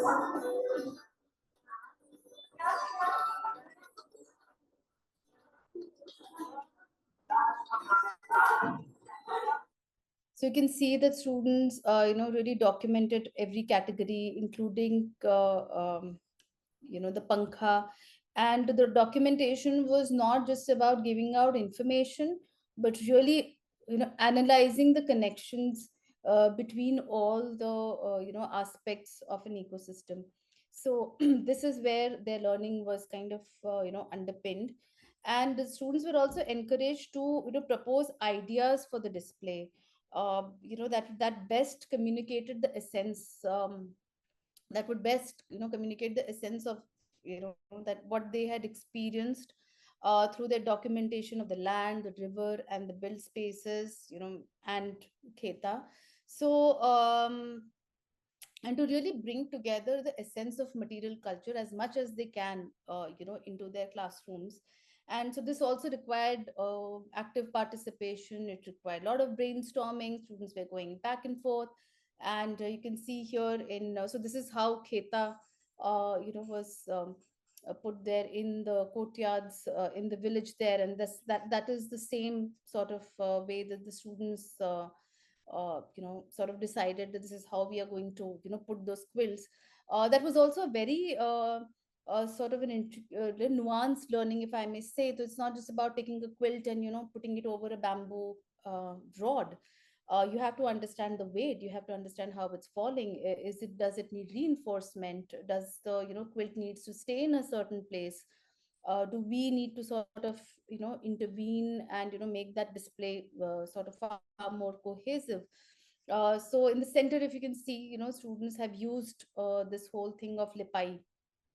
They've laden a small part in the classroom with mud, with their own hands, and they have used threads as that are sort of going back and forth and up and down, and all these threads, they carry memories. So it's a very symbolic way students kind of curated how they wanted to present the entire essence and bring Kishanganj into the classroom. This was also a little sitting area where, for sitting, they use these cane mudhas that we call them. They're like little stools or mudhas, we call them. And how it is, just put together in a very sort of informal way. And this was a sitting area for the people who visit the exhibition, where they're also seeing the documentary that was prepared by the communication design students at level 5. You can see the space here. So, and the students took also the initiative of preparing their local tea. They had got all the materials. It's a salted tea. I'm sorry for getting the name. Maybe Sanjana or Jasleen can just remind me of that. So the guests were also offered tea. So really bringing in all the senses together, including taste and smell, and to really enhance this experience. So as I said, with the learning outcomes that we had mapped for the entire project, those became, sort of a key, or played a very key role in creating tasks and assignments for the project. And this was the most important aspect of student learning, where the framework had to make them sort of reflect, explore, take risks, in terms of skills of making, and challenging sort of their own skills which they already have. So instead of using kheta as it is like a textile, we sort of planned it that you don't use kheta, but you use the approach of kheta. So which means that the students will work with a kheta weight, which is a quilt, which they will develop themselves, if not by hand then by machine, but at least you engage in that whole process and you understand that weight by creating it yourself. They had to work with the concept of reversibility, and they also have to work with the concept of zero waste or minimal cutting. So these were the kind of parameters, and also an attention to detail. Like if you remember in Soumya's presentation when she spoke about those stitches, the stitches that they take, the tools that they use, it's so intricate and it is so detailed. So they had to also take up these kind of softer aspects to create a finished reversible jacket, which is made out of a quilted weight. So this is where the also a second challenge kind of also, another. So this had a number of layered of challenges. How to derive a zero waste pattern using folding or origami. There are various aspects that they needed to consider, including body shape, measurements, and so on and so forth. And really and how do they start with this whole process? So during their journaling, every student had their own sort of take on what kheta is. So for someone it could be resurrection, for someone it could be heirloom, for someone it could be stitching memories together. So they had to sort of start with design as a meaning making process. So they really unpacked what really kheta meant to them, what did the whole community meant to them, what were the primary learnings and reflections. So they see kheta through their own lens, as well as the lens of the environment where kheta stays. And one of the interesting aspects that within this whole thing, thing that students also shared, was mending as a design process, which I think Soumya had also mentioned. So mending is not to be perceived as a mistake, um, but but as an act of keeping things together, of seaming things seamlessly. It is really an embodiment of so someone saw kheta as as a representation of resilience. Someone thought, if what if kheta was a character? So this is how they kind of built their own context, and keeping the parameters of reversibility, zero waste, and working on a quilted weight.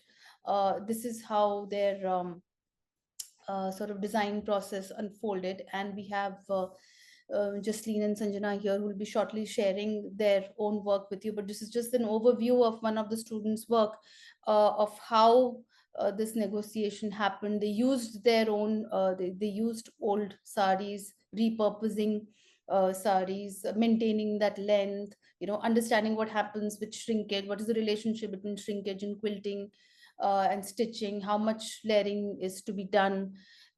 So quilting was another layer of challenge, that was added. So all these tasks were, they were kind of, opportunities for observation, analysis, exploration, uh, applying, reflecting, witnessing, going back and forth, editing, editing through their own, journey of, building this whole narrative. And while fashion design, explored reversible jackets, we also had,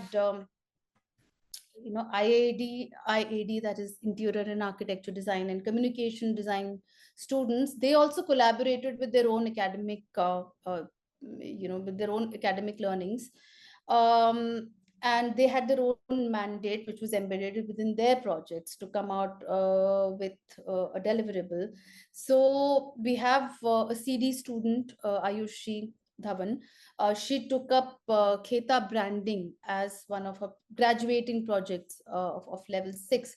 So if you see, these are some of the few snippets from her extensive process documentation, where she has to she also needs, as a communication design student, also needs to get into the depths of the ecosystem, understand the culture, understand the stitches, understand patterns, to really come up with a, building a visual brand identity. So she also worked with, a lot of in-depth analysis of her primary research, and really looking at the patterns of Kheta to create a logo for this. And then she's using her tools uh, to explore typography that can really reflect the essence of Kheta.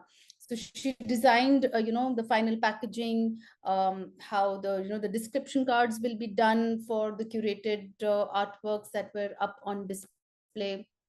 So this is how everything kind of came together, which was very sort of solidly integrated. And all these branding kind of outcomes were also applied when the exhibition was taken up at the national level at the Crafts Museum. So the success of the craft project and the exposure trip that the IID students had, it pushed us to look for dates with the National Craft Museum, Delhi. And the whole aim was taking these textiles out in the open, where and to a larger audience, where you have textile enthusiasts, you have researchers, you have educators, industry practitioners, and also the common people, really. So so in view of this, so newer members from communication design and interior architecture design, they joined us, and we functioned as a very closely knit team.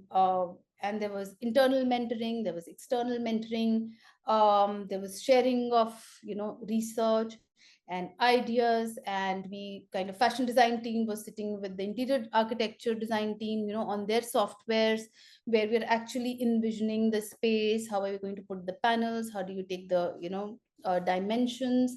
And there was another team, the fashion design team was also involved in getting back in touch with the NGOs, Zameen Astar um, Foundation and Azad India Foundation, and getting in touch with the craftsmen, with the craftswomen and the community, to curate and get the quilts here from Kishanganj to New Delhi for the exhibition. So this is where the overlapping mandates kind of unpacked. And so this, you can see that this was the site of the display at the National Crafts Museum, and it was um, a much larger platform. And as you can see in this image on the left, that's me, I'm holding this panel, which we are going to recreate the entire essence of that, of the houses there, with and faculty of interior architecture design. And in the front, we're trying to imitate the courtyard. You can see the first layer of lipai or layering, that mud layering that has happened. And this has been done by hand, by the way. So yeah, really trying to make it as authentic as possible, and creating like a digital using digital tools, creating like a 20 feet length wall that would really give the scale and the essence of the houses. So this is how it kind of unpacked. Faculties were working together along with students on space planning, dimensions, layouts, lighting. We had a special lighting that we had to organize for the courtyard space, that it has to look as the light of the sun, and so on and so forth. And it also involved organizing and procuring kheta. So I think approximately I think around 40 quilts were procured. And if I may really say one thing here, as Soumya mentioned in her presentation, when she asked Taj Khera that can I take one home, and she was really reluctant. And that really shows that the value they had for it was beyond kind of monetary or money, or not even gifting. And for a community who values kheta so much, are became were ready to lend 40 quilts, was a huge step. And I think it really speaks a lot about creating that bridge of trust, which as researchers and pedagogues, one really must sort of honor. So there were about 40 quilts that were organized. And so planning included the transport, where we're going to keep them, how we're going to number code each and every one, content writing, creating graphics, um, printing, preparing. So if you see, all students were involved in putting up the exhibition. And this is where you can actually see a glimpse of what the final space at the National Crafts Museum looked like. And this is for the first time, these unseen crafts really saw the urban daylight, if I may say. And we also invited the craftsmen who really broke their boundaries, and traveled for the first time. And yeah, we can see Soumya here, and she's explaining. And behind Soumya is Taj Khera. Um, she was, you can see, she's covered her face half, and she's half curious and half sort of restricted. So yes, this is how it kind of unpacked.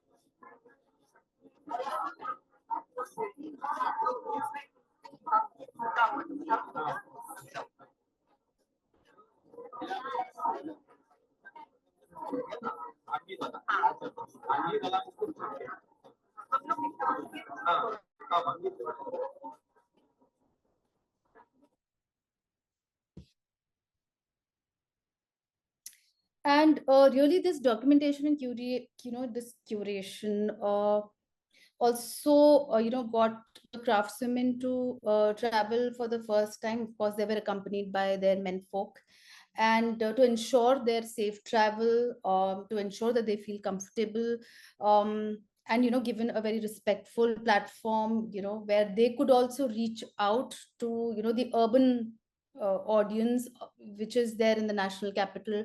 For the first time, it brought them newer markets, it gave them a newer perspective, new possibilities.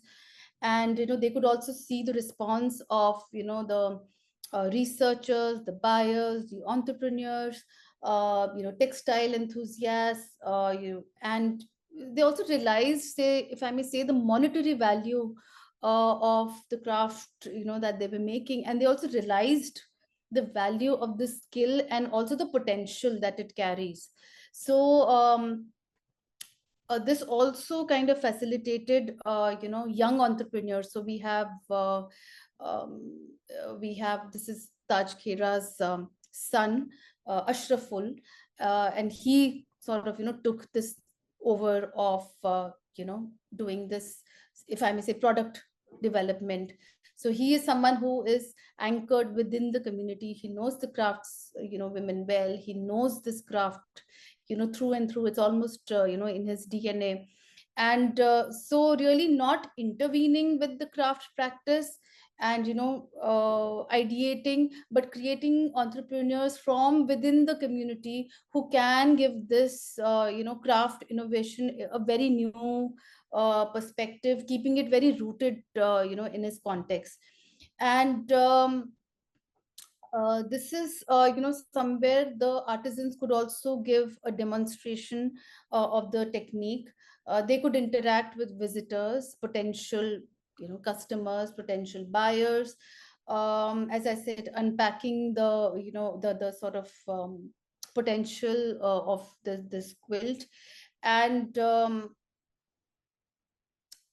so this is also something that positioned their craft practice and then sells beyond the boundaries of their community, and really coming back a full circle. So this project was sort of a whirlwind of a collaboration that probably that came out so organically and so seamlessly. As Soumya said, that I don't know if I had to do this again, how is this going to happen.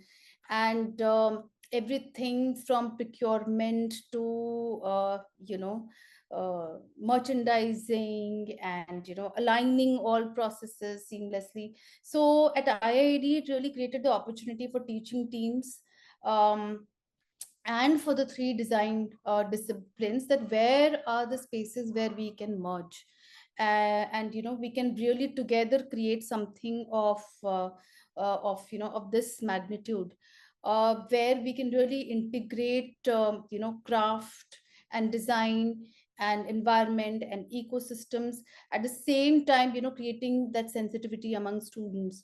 Collaborating with design academics, also gave the NGOs, Azad India Foundation and Zameen Astar Foundation, the support to widen the scope and the scale of documentation, that also included the craft practice and the community as well. It also helped to strengthen their connections and their span of reach, and also the trust. So once this was done, the community was also trusting the NGOs, that they will not be sort of misused. And it also yielded significant sort of benefits from for the government of India, also across various departments, the handicraft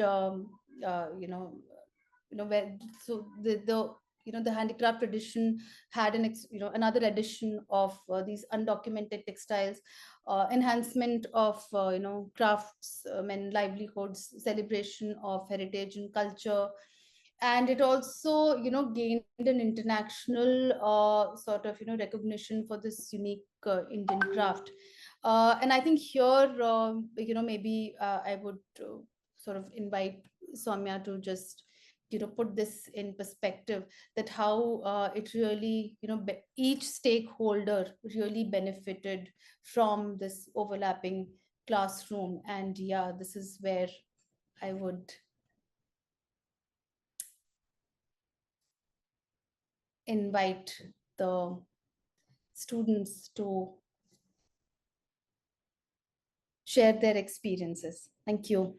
Okay, so there's a lot to take in, and also I'm gonna be sharing my perspective on what I took from the project and how I kind of translated the project for myself, how I kind of internalized the different aspects from the experiences I had when we went to Kishanganj and when I interacted with the craft, and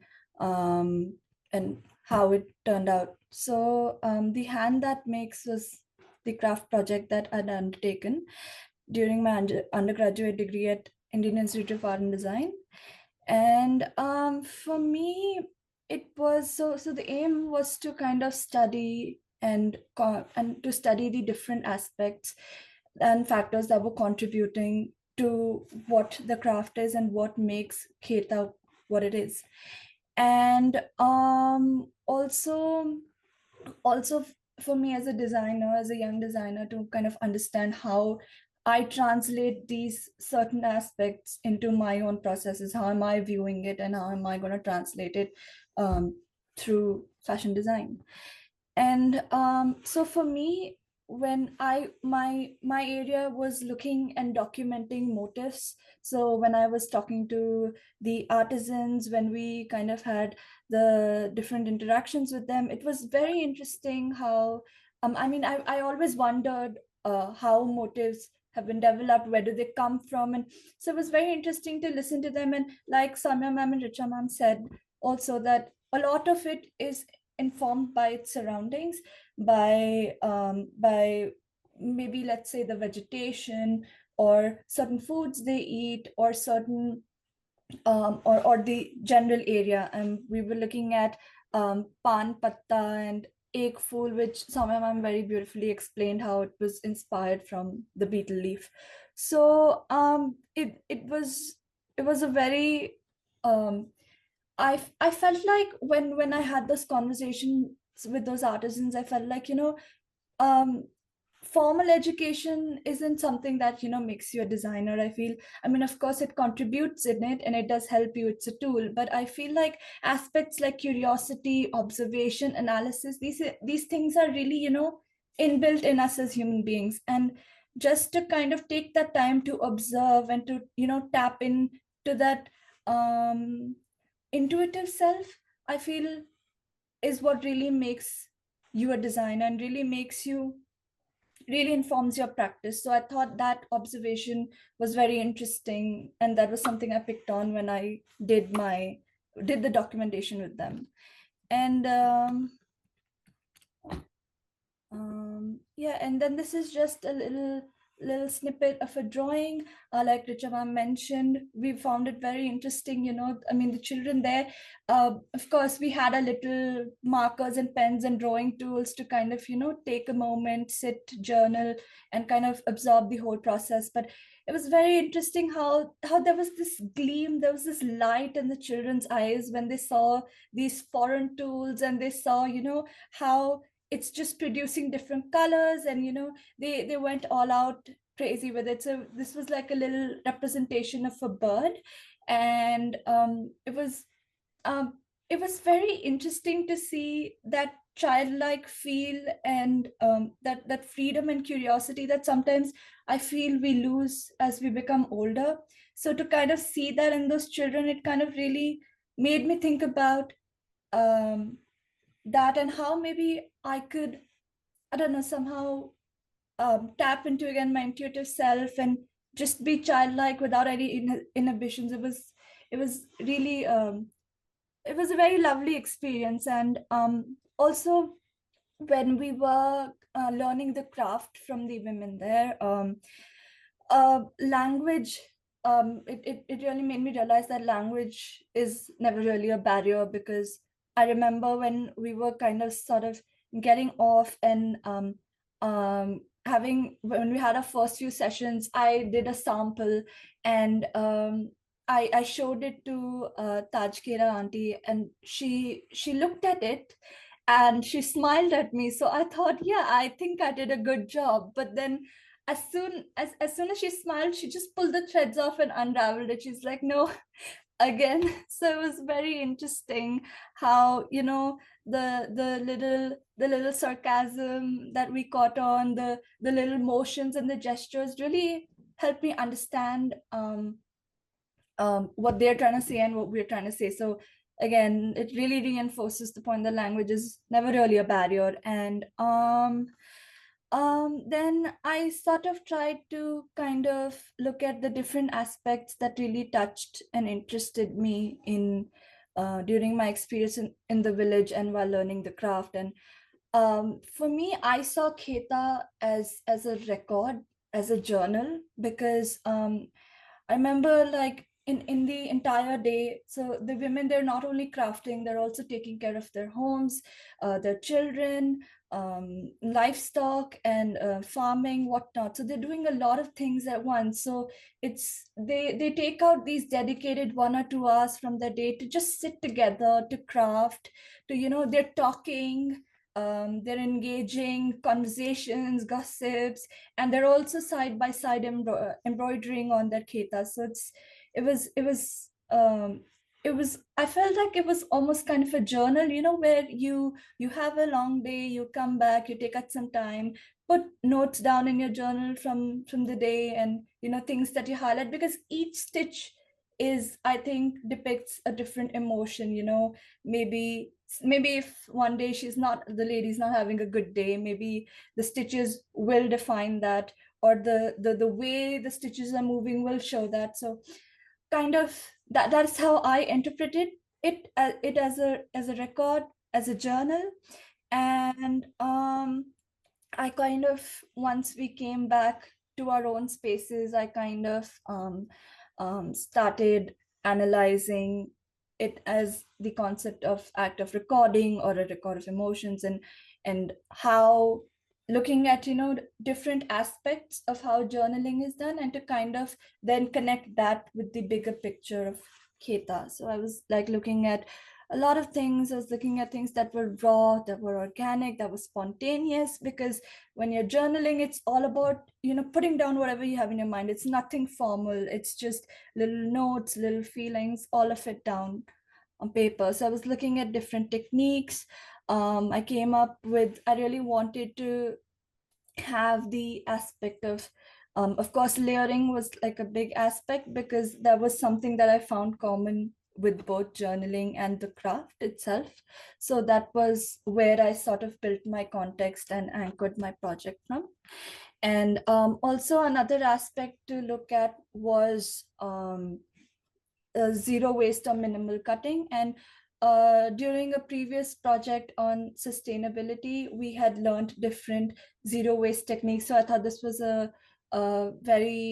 this was a really great opportunity to kind of apply that knowledge. And I started playing with squares and rectangles and blocks to kind of cut out patterns and see what would work out best for the jacket and the silhouette. So it really taught me a lot of the material understanding, and how to kind of work around it, what is possible, what is not possible. So kind of looking at what other designers have done, and what I can do to kind of understand the entire process.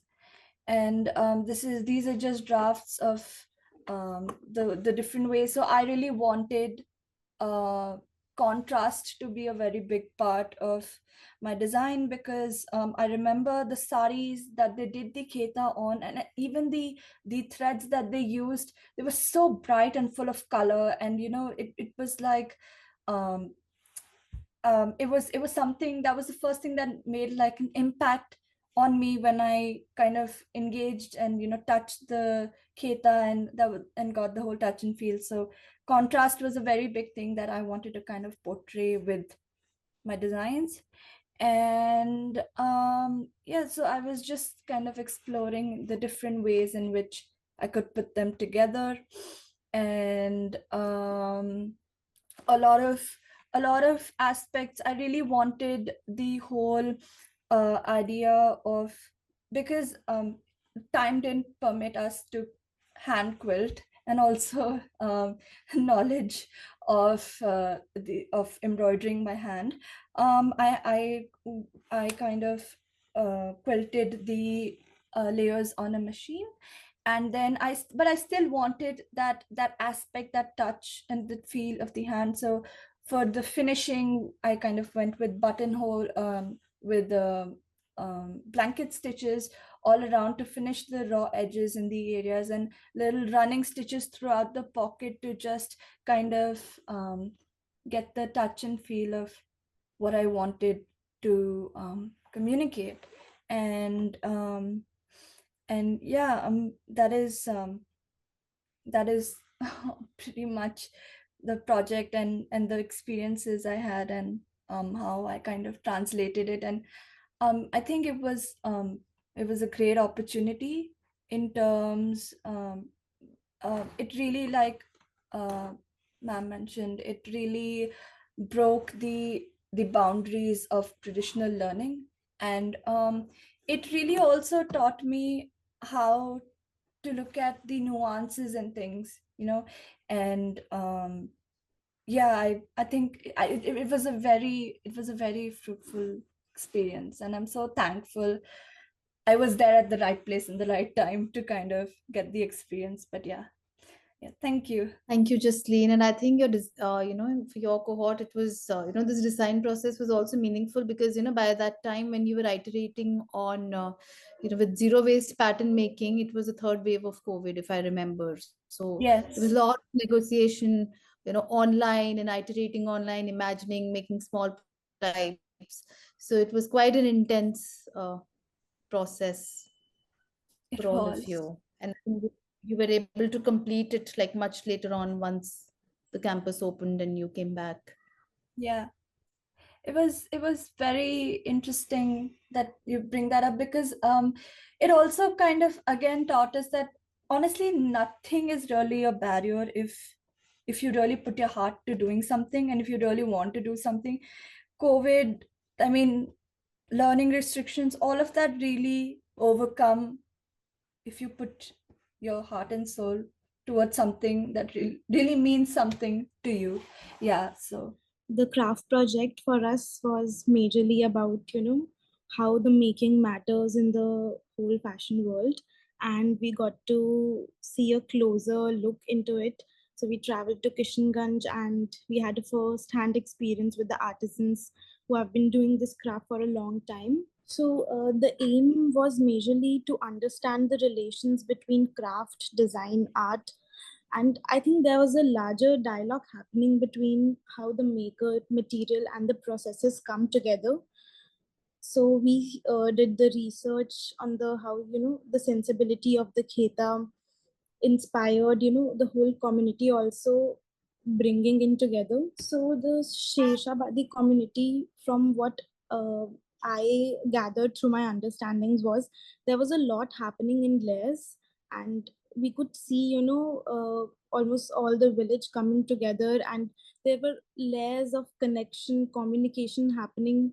So how if we observe also a kheta, we will see that how each stitch is also dependent on the other. If you're stitching one line which is going straight but in a diagonal direction, you would see if there's a little one error, having a conversation, you just get the stitch a little to the left or right, the other will be, the whole pattern will be dependent. So there's a lot of interdependence happening, and there is a lot of, so I think interdependence also in a sense reveals a lot of connection, a source of communication, that nothing exists in isolation. And much like the community within itself, it reveals a lot of unity. So majorly how we also see their houses, their spaces, as Soumya ma'am also mentioned, they do lipai on their floors. So how sense of layering is not only limited to the craft but also in their lifestyle, how they are living and how they are incorporating those understandings in their spaces around. As we know that the kheta is being practiced for a really long time, and it's only done by Sheshabadis. It's repurposed, not only repurposed but also recycled. So there's a amalgamation of the printed saris that they have or the lungis that they have along with the stitches that they're doing. So it's almost like reversible also, and so much intuitive pattern making is going on that uh, a lot of hand feel and intuitive instincts are working. And that really clicked to me that how when you're coming together in a courtyard and you're sort of practicing that as a daily ritual, almost like a spiritual thing, that it's more of like a sense of circularity coming into life. How life is really unfolding when all the women are coming together, and there's a rhythmic act of stitching together, sharing things, building connections happening.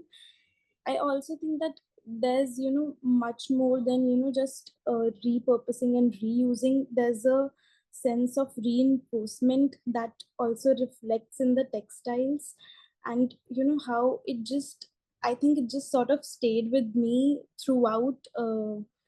After like I visited there, I think it just kept with me, and I think now it's just like, this permanent idea of how you view things also. So it also majorly for me did a perspective shift of how I view things, and how there's a consistent movement of things happening together.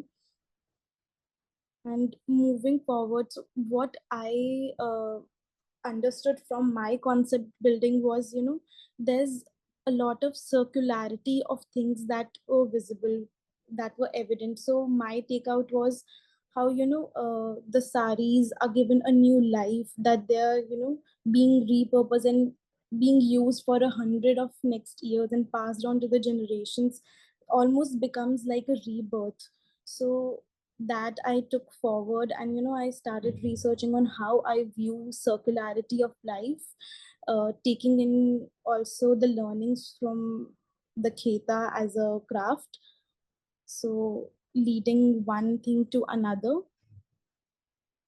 Moving forward, I also, in our Indian context, if we read about Hindu mythology also, how we talk about rebirths, how taking uh, the concept of rebirth, that life exists within life, and how uh, you know because we think that it maybe ends here, but it doesn't actually. It's a complete cycle, and design process is almost as circular as it seems. So moving forward, I took the act of embroidering, making new memories with the sense of renewal of life, taking out the so one thing that also stuck with me was that how, if we see that the environment that they live in, there were a lot of muted colors, the lipai that they do, the mud houses that they had.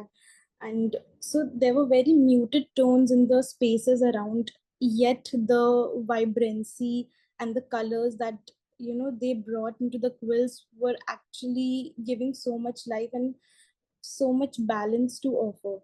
So I took out some colors, had some accent tones and some muted tones. So I did some of my swatches based on that. I explored techniques like which resembled the idea of what I learned through there. So I took liberation, unfolding, united, progression, these kind of terms to sort of what meaning making I took forward from the whole experience that I had there. Moving forward, yeah, so explored little details, tire progression in stitches, fabric manipulations through quilting and pin tucks, and a lot of different craft techniques, and amalgamating them to create a range and a quilted jacket. So coming to the zero waste minimal waste jacket that we had to develop, I sort of explored on miniatures first, how I can minimize the waste and develop the jacket. So I tried out little swatches and did this little thing, how I can reuse also. If there's a little bit cut out left, how can I reuse in a pocket or a patch or something like that. So I developed some iterations of how I would use the quilted jacket. And then I also explored, so I was simultaneously developing a range for the how I build the concept. Accordingly, I was exploring what iterations I can move forward with, how can I develop a range through it. So I did some iterations based on that. These are some of the images how I just collaborated. So going to look 1 and look 2, Majorly, I explored the keywords that were there, like unfolding and liberating in look 1 and 2. I used a lot of tie-up details, how there was element of surprise, and accordingly, I did some shapes. Moving on to the look 3 and look 4, I basically explored how layering and progression was happening. So I incorporated that through a tier dress with necklines having progressive stitch lines and a lot of layering happening in the look 4, as you can see in the skirt. And yeah, so this was how I imagined the whole range would look like. And moving forward to the jacket, which we actually constructed also, so that was like a really challenging bit, because up until now we were stitching in smaller pieces, but when you're collaboratively making a whole yardage, that's handling the whole fabric altogether. We uh, we obviously, as Jaslina also mentioned, that we did it through machine, but still, handling the fabric altogether and quilting it. So there were a lot of challenges in terms of how it would break in between, how there were a little imperfections, but how when it all came together, it justified the whole process, because it didn't happen in just one go. We sat on it and we developed it through some days. So it was, I could almost see how how much time went into it, and how the emotions and the feelings I was feeling when I was stitching it. So all that collaboratively, I could actually get a sense of what we experienced in Kishanganj also. I think sustainability is more of a lifestyle than actually being just a concept, because when we were in Kishanganj, which we actually saw everything moving in circularity, from the food, from the spaces, how they were built, everything came together in a very circular form of way. So that was the ideology that I strongly, I think, held within me, and going forward also applied in my projects and also where I'm working right now. I'll just show you the glimpse of how the jacket turned out to be. Yeah, so it was a reversible jacket, and I used my mother's old saris to develop it. And it was a very nostalgic, emotional, and wholesome experience. And yeah, I think it made sense in the end, how everything came together and how nothing exists in isolation, and majorly represents a sense of communication. So yeah, this was majorly what my takeaway was from the craft project. And I'd also like to share my major design project, because for me the learning didn't stop at this project. It sort of moved on for me in the major design project also. So my major design project, um, uh, I I really so I am really a hoarder. Like I have a weird thing that if I see any sort of fabric, anything, that I don't let it, I don't let my mother just, throw it away, or I just keep it that I'll use somewhere in future. I'll do something with it. So in that sense, I just keep collecting things. So my major design project was a lot of reflection of how I do connect with threads, and how do I connect with being very rooted in that sense, and how do the things come back to you. So I actually went back and reflected, how do I connect to a thread, how what do I belong to, and discovering, in the whole journey of discovering the sense of belongingness and how, I'm connected. So I do a lot of embroidery in my free time. So in that sense, I'm a very hands-on person, and I really like to express myself that way. So my sense of belongingness and discovering that started from, actually started from coming back to, how I'm connected with my needlework and exploring thread work, and understanding how, the relationship between the hand and the human, and how it, captures your gestures, your movements, and gives you space and energy that you feel you can belong to, come back to. So the whole idea was a sense of belongingness, finding a sense of belongingness for yourself. And I went back to my roots, and how my father also has a handloom, and he develops rugs, carpets, mats, and that sense of hands-on feeling was always there. And I, in my major design project, I just got that time to go back to it and sort of feel more connected to where I come from, where my roots are from.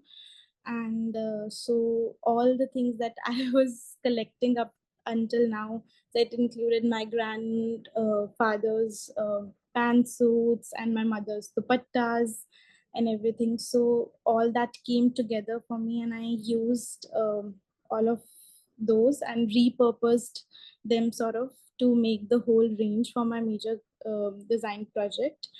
So I used my mother's dupattas and got them woven. So the idea of getting them woven was also, that I was not only developing a yardage through it, but also, sort of designing on the loom, and how can I, use those spaces in between to, sort of fit the contours of the body, and how, even after weaving, how can I, minimize the wastage through that also.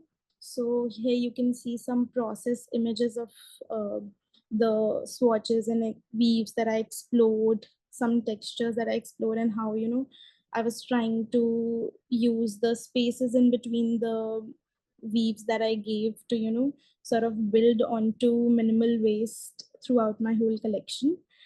And also so one area was that I was using my mother's dupattas to get things woven, and other was how I use my grandfather's pantsuits. And there was a sense of, when you deconstruct a garment and you see it, some places you see there are some little cuts, and how, the fabric has sort of aged, and how it reveals its beauty in that. So compiling that together, I created the whole range. I'll just take you through some process. um, so this was look one, and how I developed the jacket, and how I designed the jacket sort of on the loom. And you can see on the upper sketch how, the whole weave of the jacket was designed. There was small cutouts, how, and I braided them to, sort of give that armhole to the whole jacket. And how you can, you know so the whole jacket was actually not cut from anywhere, but I just used the spaces in between to sort of weave within the weave, if uh, um, how do I explain? So I gave spaces in between the weaves, and then I embroidered within those to, sort of design over it and not waste, sort of. Also, you can see the pants in this look. So this was made through 5 different pants, uh, and I combined them together, and sort of the colors and how you can, so it was really coming to life. How, and it was really different how it was, how it initially was, and how, combining different things together made this whole So I didn't even realize myself that, you know, repurposing could be so uh, soothing and, you know, fun. It comes with its own limitations, of course, but it also challenged me in a way to open up new opportunities for myself. So I'll just quickly skim through some of the other pages. Yeah, this was another look.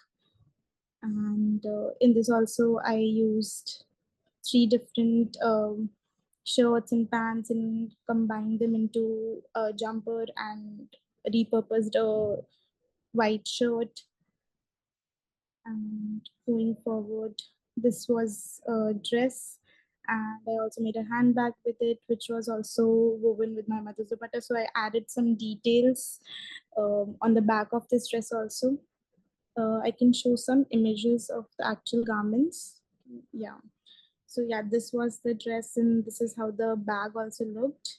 I added a little weaving detail on the back, and the whole thing was repurposed. And it actually, I think, opened up new uh, possibilities for me, and I really had fun developing this whole collection. And there were a lot of learnings, and I think it created a sense of different sensibility for me, which I still carry on, and I just try to sort of work upon wherever I go. Sanjana, thank you, Jasleen.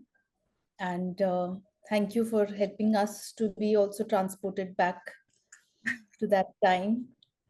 Yeah, and all the conversations that we had with you, and it was like really reliving the whole Yeah. experience. So thank you so much. And it is so heartening to see that, you know, when a project as a tutor, it's just so satisfying to sort of see this unfold in students and how they take it forward in their own lives, in their own ways. So thank you, because we learned a lot from you. And yes, I think now we can open the forum for any questions or discussions on this. Thank you.